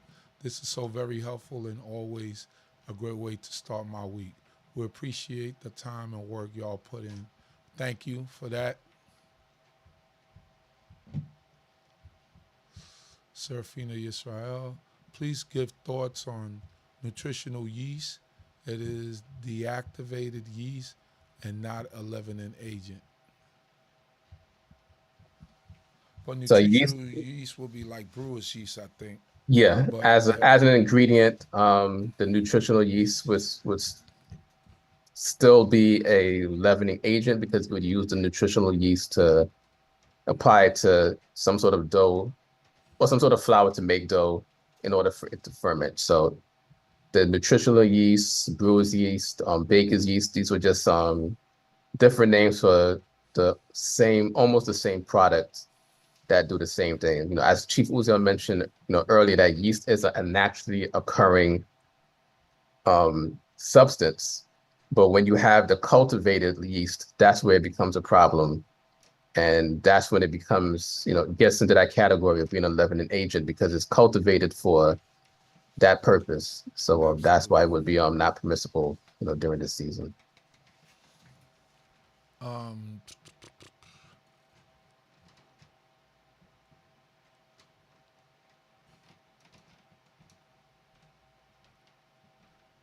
Let me see. Whole wheat flour, got it.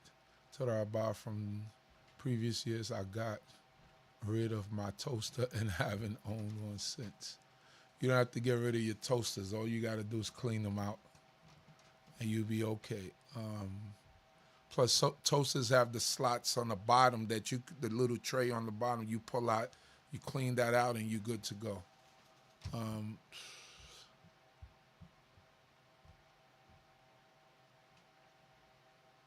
me see.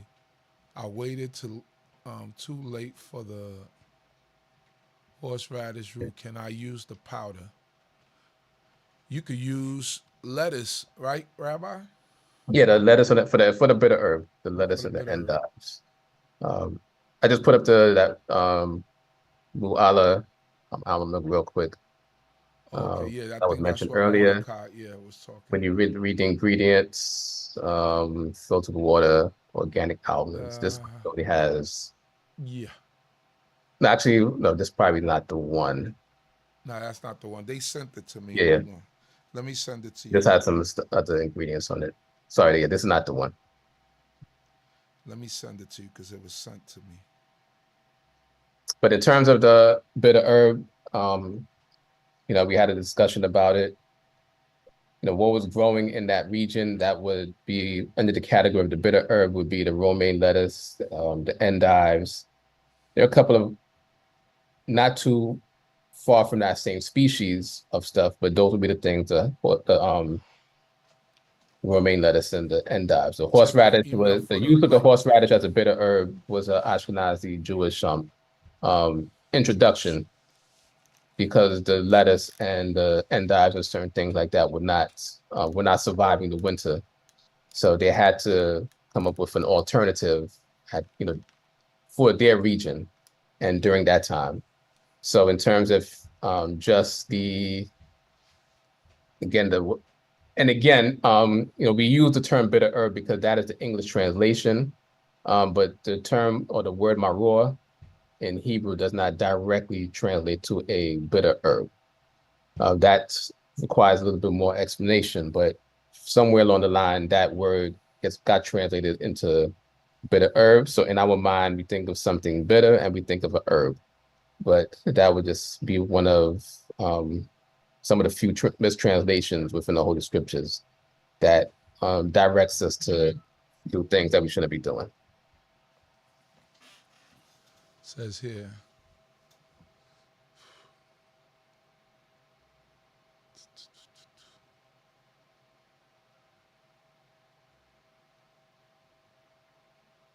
Yes, people had a lot of stuff that's not called. I sent that email, Rabbi.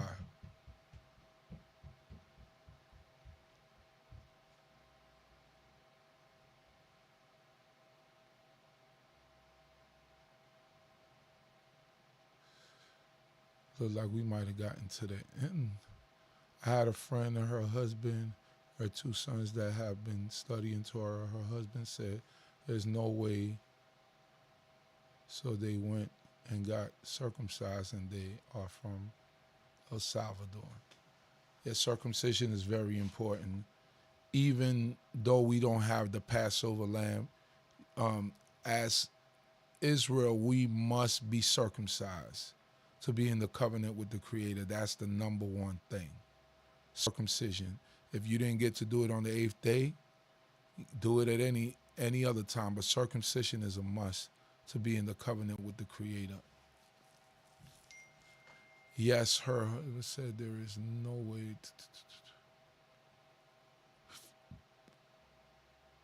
But since circumcision came up, do we currently have a system, school, or program to produce Mohels for our communities? Torah Akiyahu. We do have a Mohel within our community with a few. Male, female.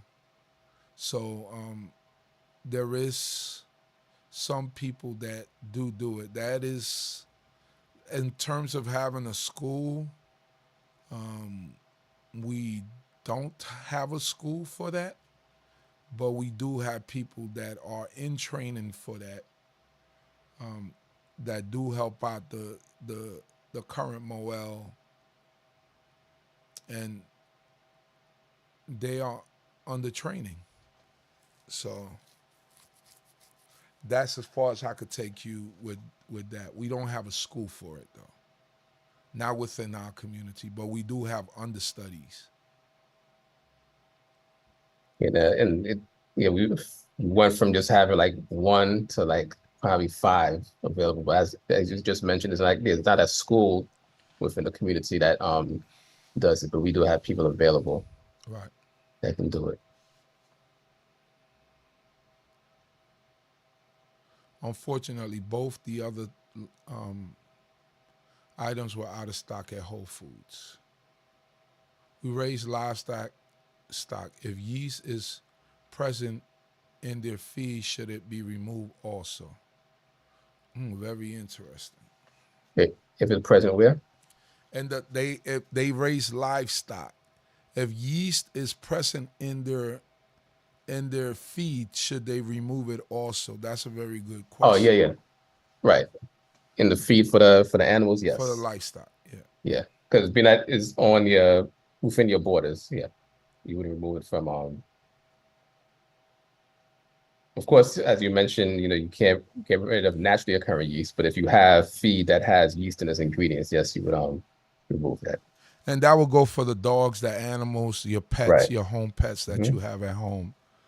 This is the time where you actually gotta feed them table food. You might not want that because their systems might be so used to the dry food. You just gotta walk them a little bit more than you used to, so that they don't make a mess all over your house. But during this coming and getting close to Pesach, you begin to cut down on certain things and start weaning them into the, you got to give them the scraps. The dogs eat all of that. They eat it.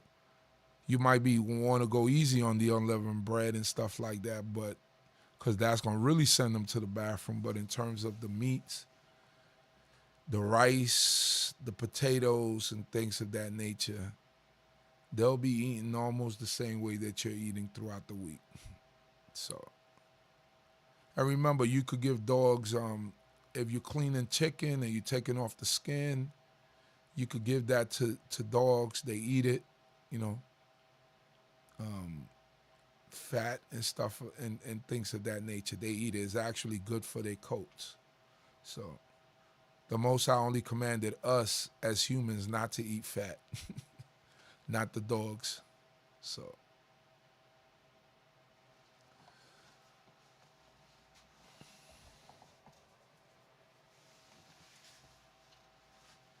And we got to the end of our questions. This almost went to 2 hours. We thought that this was going to be actually short, and then ended up being an hour and 43-minute show so far.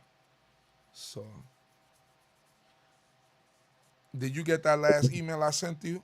Let me check it. But this actually helps because, again, the questions that people ask today or any day that we have Bible study shows that, we're all studying. We're just trying to make improvements in our lives. In order to have questions, and especially good questions, it does require prior knowledge of subject matter, prior studies. And also what this does for all of us is when we, present, like say for this subject specifically, when we present next time around, we'll be able to cover even more topics within the discussion. So this actually does help. So when we're doing presentation in the future, we'll be able to incorporate the answers to these questions. So it'll also help other people. So we do encourage people to continue with their comments and with their questions, because again, it does help other people in the long run. So as people say in the world, there's no dumb questions or stupid questions. And actually, these are all great questions. And again, these actually help other people, because other people may have the same question, but they just may be apprehensive in terms of asking it. So we do thank everybody for their questions. milk. It's on the screen now. Oat milk, as is what's called. And 3 simple ingredients: filtered water, organic gluten-free oats, and Himalayan pink salt. Himalayan. They threw the Himalayan pink salt. And so these would be good. So actually, because in times past, in terms of our congregation, we have said that these milks are okay if you're able to make it in your own, but it's good to see that you can actually buy some of these pure milks that would be available, that would be good for this season, and also better throughout the year, as opposed to the more commercial, even though these are commercial anyway, but the more commercial or popular brands that and are also, out. if you like making smoothies, if you like doing that sort of, a lot of people turn to smoothies and those type of drinks during this time. Perfect to make your smoothies and to do that sort of stuff. Your bananas and your strawberries. You can add your little honey to it. At one time when we were really young, we were really extreme. But as time went on and we started to learn more, and I've known Rabbi Binyamin for about 30, we were teenagers. So we came up doing this since teenagers, under the same congregations, always been together. So he's actually one of my oldest friends in Torah. So and we've been doing this. We've known each other most of our lives than we didn't. So put it like that. So when I was going to high school, I remember when he was going to high school, put it like that. So we've been through some extreme situations in terms of Pesach, because some of our teachers were still getting it together and they didn't want to violate. But as we went along and we studied and we became more adept in understanding law of Torah and getting a better understanding of Torah, we understood that there's certain things. So at one point we wouldn't even get regular honey. We would get raw honey in the raw. Remember that, Rabbi? Yeah. It was just like honey in the raw. Like even with the toothpaste, it was peel only.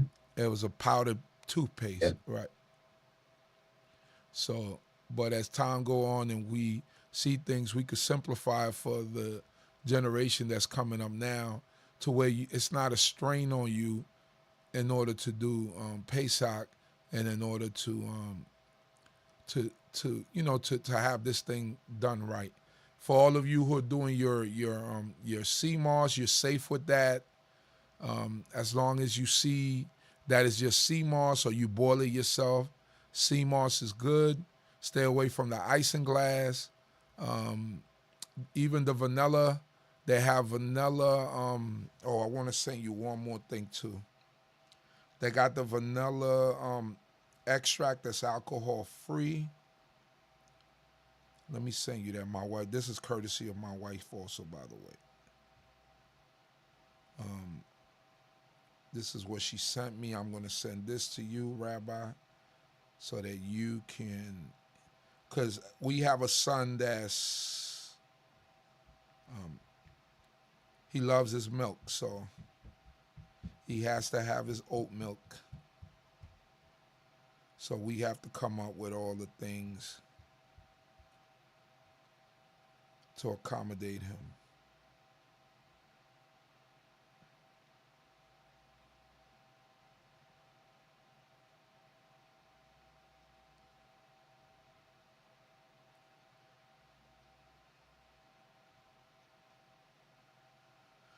So I sent it to you. I emailed it to you, Rabbi.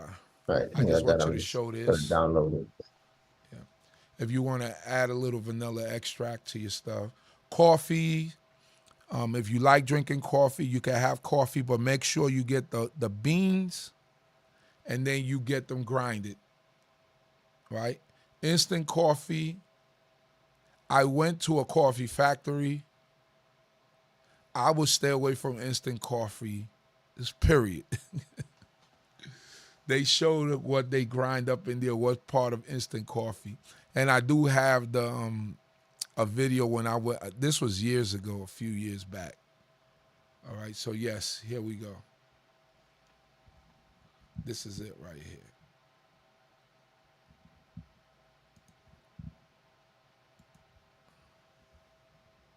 It has other pictures on the bottom. What does this? Now, this is a screenshot of probably the website. So Yes. The site will be able to scroll across that button. Right. So that's what I want to be able to so it's scroll. called Singing Dog. Never mind the name. It's not made out of any dog product. Vanilla, pure vanilla flavor, alcohol free. Right? So you can still make your little, everything, they add a little vanilla flavor to it. So there you go. All right. If there's a lot more choices today than there were back in the days. So we could do these days safely if we put a little effort to it.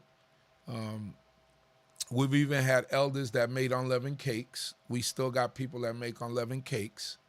And just as a little bit of information, we have people in the midst of our congregation that don't eat rice, that don't do any of those things, and we respect them, right? Just so we could be, as they say, transparent. Within the midst of our congregations, we have brothers and sisters that came from that tradition, and they still to this day won't eat rice and beans and things of that nature. And guess what? We respect them.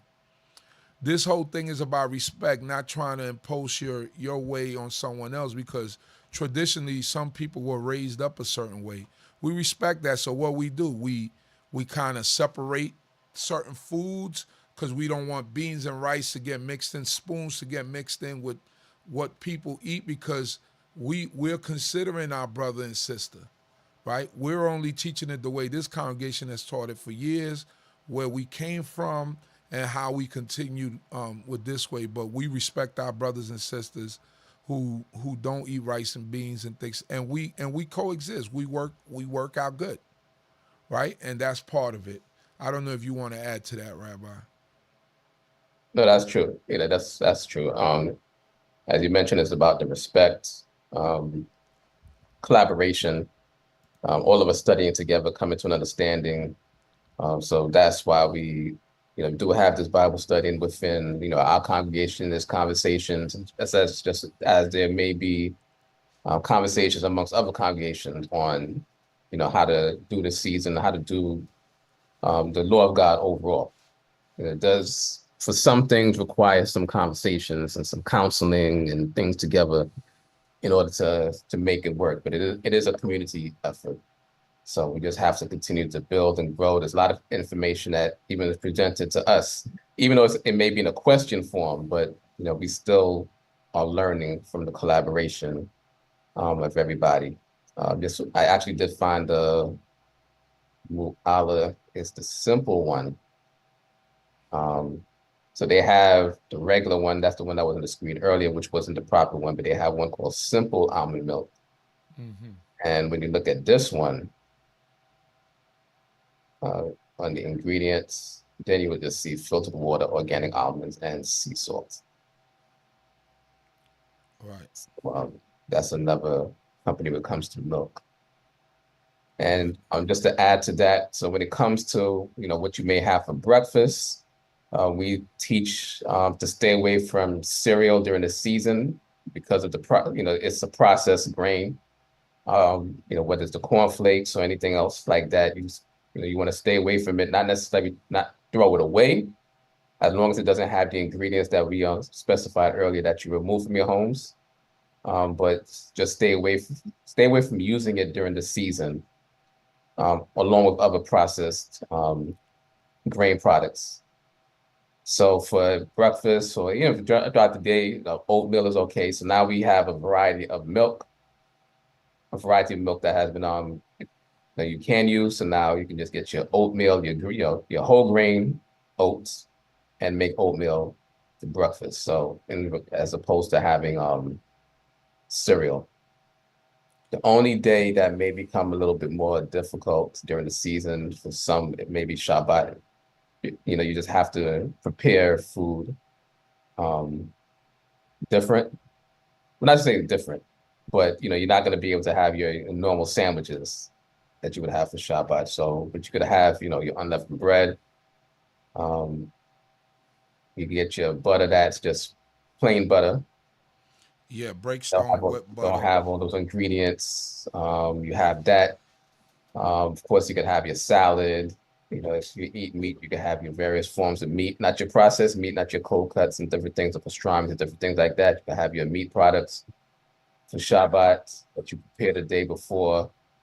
For those that do eat rice and beans, you can prepare that the day before. You just have, just eat it the following day, for on Shabbat. So it may just take a little bit more thought in what you may eat for Shabbat during the season, but it's still not a difficult thing to prepare for. But just preparing people ahead of time, just to consider that as the days go by during the season, how to, prepare your food day by day. Also, the breakstone whipped butter. Can I send you this, Rabbi? Or you Yeah. No, you can ready to say, and share it? also you have, when it comes to your jellies and your jams, those Learn it. will just again read the ingredients, and it's all about focusing on pureness, freshness. Um, we're not promoting that you have to definitely do organic during the season or all throughout the year, but that's an option as well. If you're able to do it. I just sent you the email for the butter.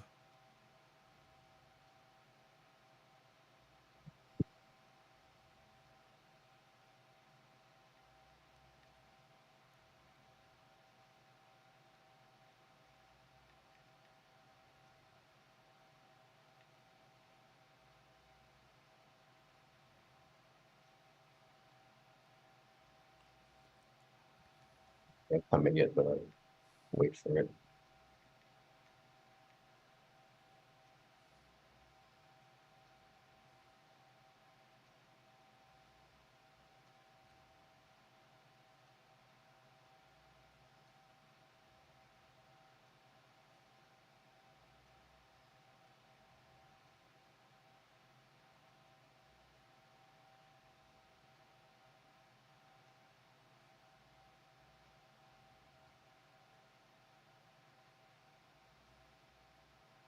Yeah, didn't come in yet, but also thinking about because you mentioned smoothies. Smoothies are okay.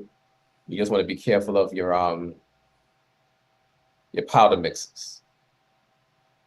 Just make sure Right. so your smoothies, your fruit smoothies and things like that, be no problem. You want to stay away from your powder mixes during the season. You have your protein, your powdered protein mixes. You want to stay away from during the season.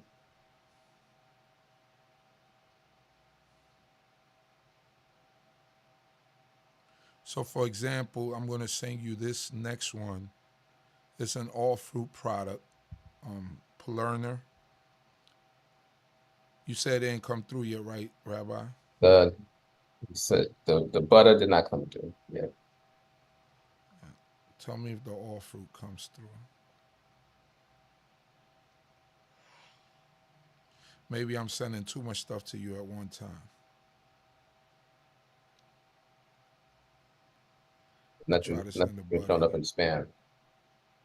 It's showing up in spam. No, I said it's not even showing up there. Okay, sometimes let me check this now. Both of them came in, so let me open them. Okay. So this is an example of the butter and the all fruit that we might partake in a day like this. Now, these are particular brands, but you could just read the ingredients, and the ingredients will guide you. This is more so for the kids if the kids have to go to school in certain regions. In New York City, the kids are off during this week because being that this is so so heavily a Jewish community that they kind of breaks things down. Now you see breakstones. It says kosher la Pesach on it, right? Kosher for Passover in Hebrew, and it's basically just whipped butter.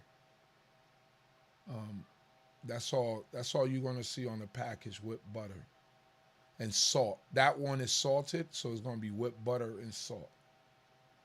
That's it. Now you do have other products, but this is usually what it's like what you stick with when you that you know, right? On the year to year basis. So that's the butter that we use, whipped butter. They got also for those who have high blood pressure and can't deal with the salt, they got the ones without salt. And this, the Palermo all fruit, this is something that we've been using for years, basically. And when you read the ingredients, you got to scroll down for the ingredients. Also, actually, they have the ingredients clearer. If you just scroll down, somewhere in they have them. I seen them. There you go.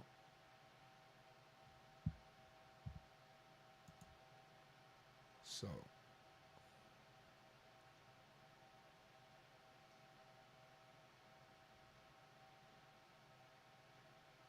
that's it.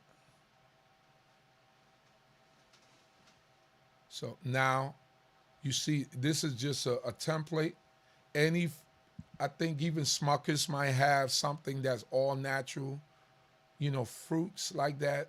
That's what we use. And if you can make your own jams, we actually have a sister in the congregation that made some pretty good jam and she sells it. So that's also good. That's also great. All right.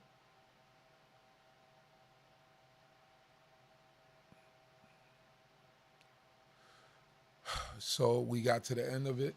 If someone put, be careful of parboiled rice.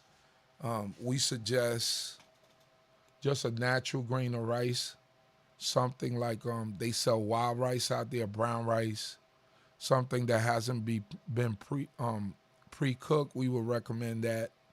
And we should be good to go with that. So thank you all for joining us. We pray that the Most High God, creator of heaven and earth, we over 2 hours now, continue to be with you all and bless you all. Like I say every week, this is not a program where we charge you to listen to it. This is actually a free program, but we do ask for donations so that we Ketonet Pasim isn't citric. Citric just means from a citric fruit or from a citric plant. That's all citric is, like a lemon, an orange. Those are citric fruits. That's all citric. Do you have something on citric? That's my study on citric. Citric acid is not something that's on that list. That would be prohibited during the season. Right. Citric acid just comes from a citric fruit. Tartic acid is on the list. That's the cream of tartar that you have acid. to be careful of. I mean, I just be careful of that you have to remove. But citric acid, there's nothing wrong with that. So, we thank you all for joining in. So, like I said, this program is not, we don't charge for it. We know people do things and they charge for it. We're not knocking them. We know that people, you have to put a value in what you do, but this is something that we actually choose to do to help out the actual community and for those who want to listen. So we do ask for donations. This is the way that you could donate to us. Right here. Through Cash App and through PayPal. Money symbol BEIT D.C.B. That's for Cash App. And from PayPal, info@baydcb.org. Or for Zelle, also that info@baydcb.org, the same email address, info@baydcb.org. All right. You can also donate to us via the super chat right down here in the chat itself. You could donate by pressing the money symbol, and we do appreciate everything that you guys do. Today we thought it was going to be a very short show, and it ended up being longer than what we thought. But guess what? That's what it's about, and we good to go. That's what it's about, us learning and trying to get understanding. So we thank you all. So that's info as our sister Kanzi put it on the screen, info@DCB.org. That is for Zelle and that is for Cash App. No, that is for Zelle and that is for PayPal. Cash App is money symbol at DCB.org. So thank you all for joining us. We thank the Creator of heaven and earth for life, food, clothing, and shelter. And we pray that the Most High God will continue to bless each and every one of us. As I say these words, I pray that the Creator of heaven and earth will grant us all a blessing. Yivareka Yehovah Yishmareka, Yair Yehovah Panawaleka Wikuneka, Isa Yehovah Panawaleka Wayasemleka Shalom. May Yehovah bless thee and keep thee. May Yehovah make his face to shine upon thee and be gracious unto thee. May Yehovah lift up his countenance upon thee and may he grant thee peace. Amen. Blessed be. Thank you all for joining us. Shalom, shalom. May the Most High God bless each and every one of you. Hallelujah. Shalom, shalom, brothers and sisters. Get ready to experience the Unity Shabbat Kum, a celebration of praise and glory to the Most High Yah, hosted by Congregation Beit D.C.B. Join us on May 25th, 2024 at Shell's Loft, Brooklyn, located at 120 Hamilton Avenue, Brooklyn, New York, 11231. This event promises a day filled with spiritual upliftment, community unity, and joyful fellowship. Come together with fellow brothers and sisters to honor and worship as we celebrate the divine presence in our lives. For more information and to reserve your spot, contact us at 347-622-9090 or email us at info@baitdcb.org. Don't miss this opportunity to connect, rejoice, and experience the power of unity and faith. Once again, brothers and sisters, experience the beauty of unity and faith at Unity Shabbat Kum, presented by Congregation Beit D.C.B. Join us on May 25th, 2024 at Shell's Loft, Brooklyn, located at 120 Hamilton Avenue, Brooklyn, New York, 11231. This special day is dedicated to praising the Most High Yah and coming together as a community and worship and celebration. Whether you're seeking spiritual enlightenment or simply looking to connect with like-minded individuals, this event offers an uplifting experience for all. Reserve your spot today by contacting us at 347-622-9090 or emailing us at info@baitdcb.org. Let's gather in unity and embrace the spirit of togetherness as we honor the divine presence in our lives. Hallelujah. Shalom, shalom. Let's get knowledge, wisdom, understanding. We'll do our standing. All praises to the Most High, His laws and commandments. The hot CHOKMAH BINAH here to push it through your speakers. Judgment, truth, and love should be coming from the leaders. Yeah, knowledge, wisdom, understanding. We'll do our standing. All praises to the Most High, His laws and commandments. The hot CHOKMAH BINAH here to push it through your speakers. Judgment, truth, and love should be coming from the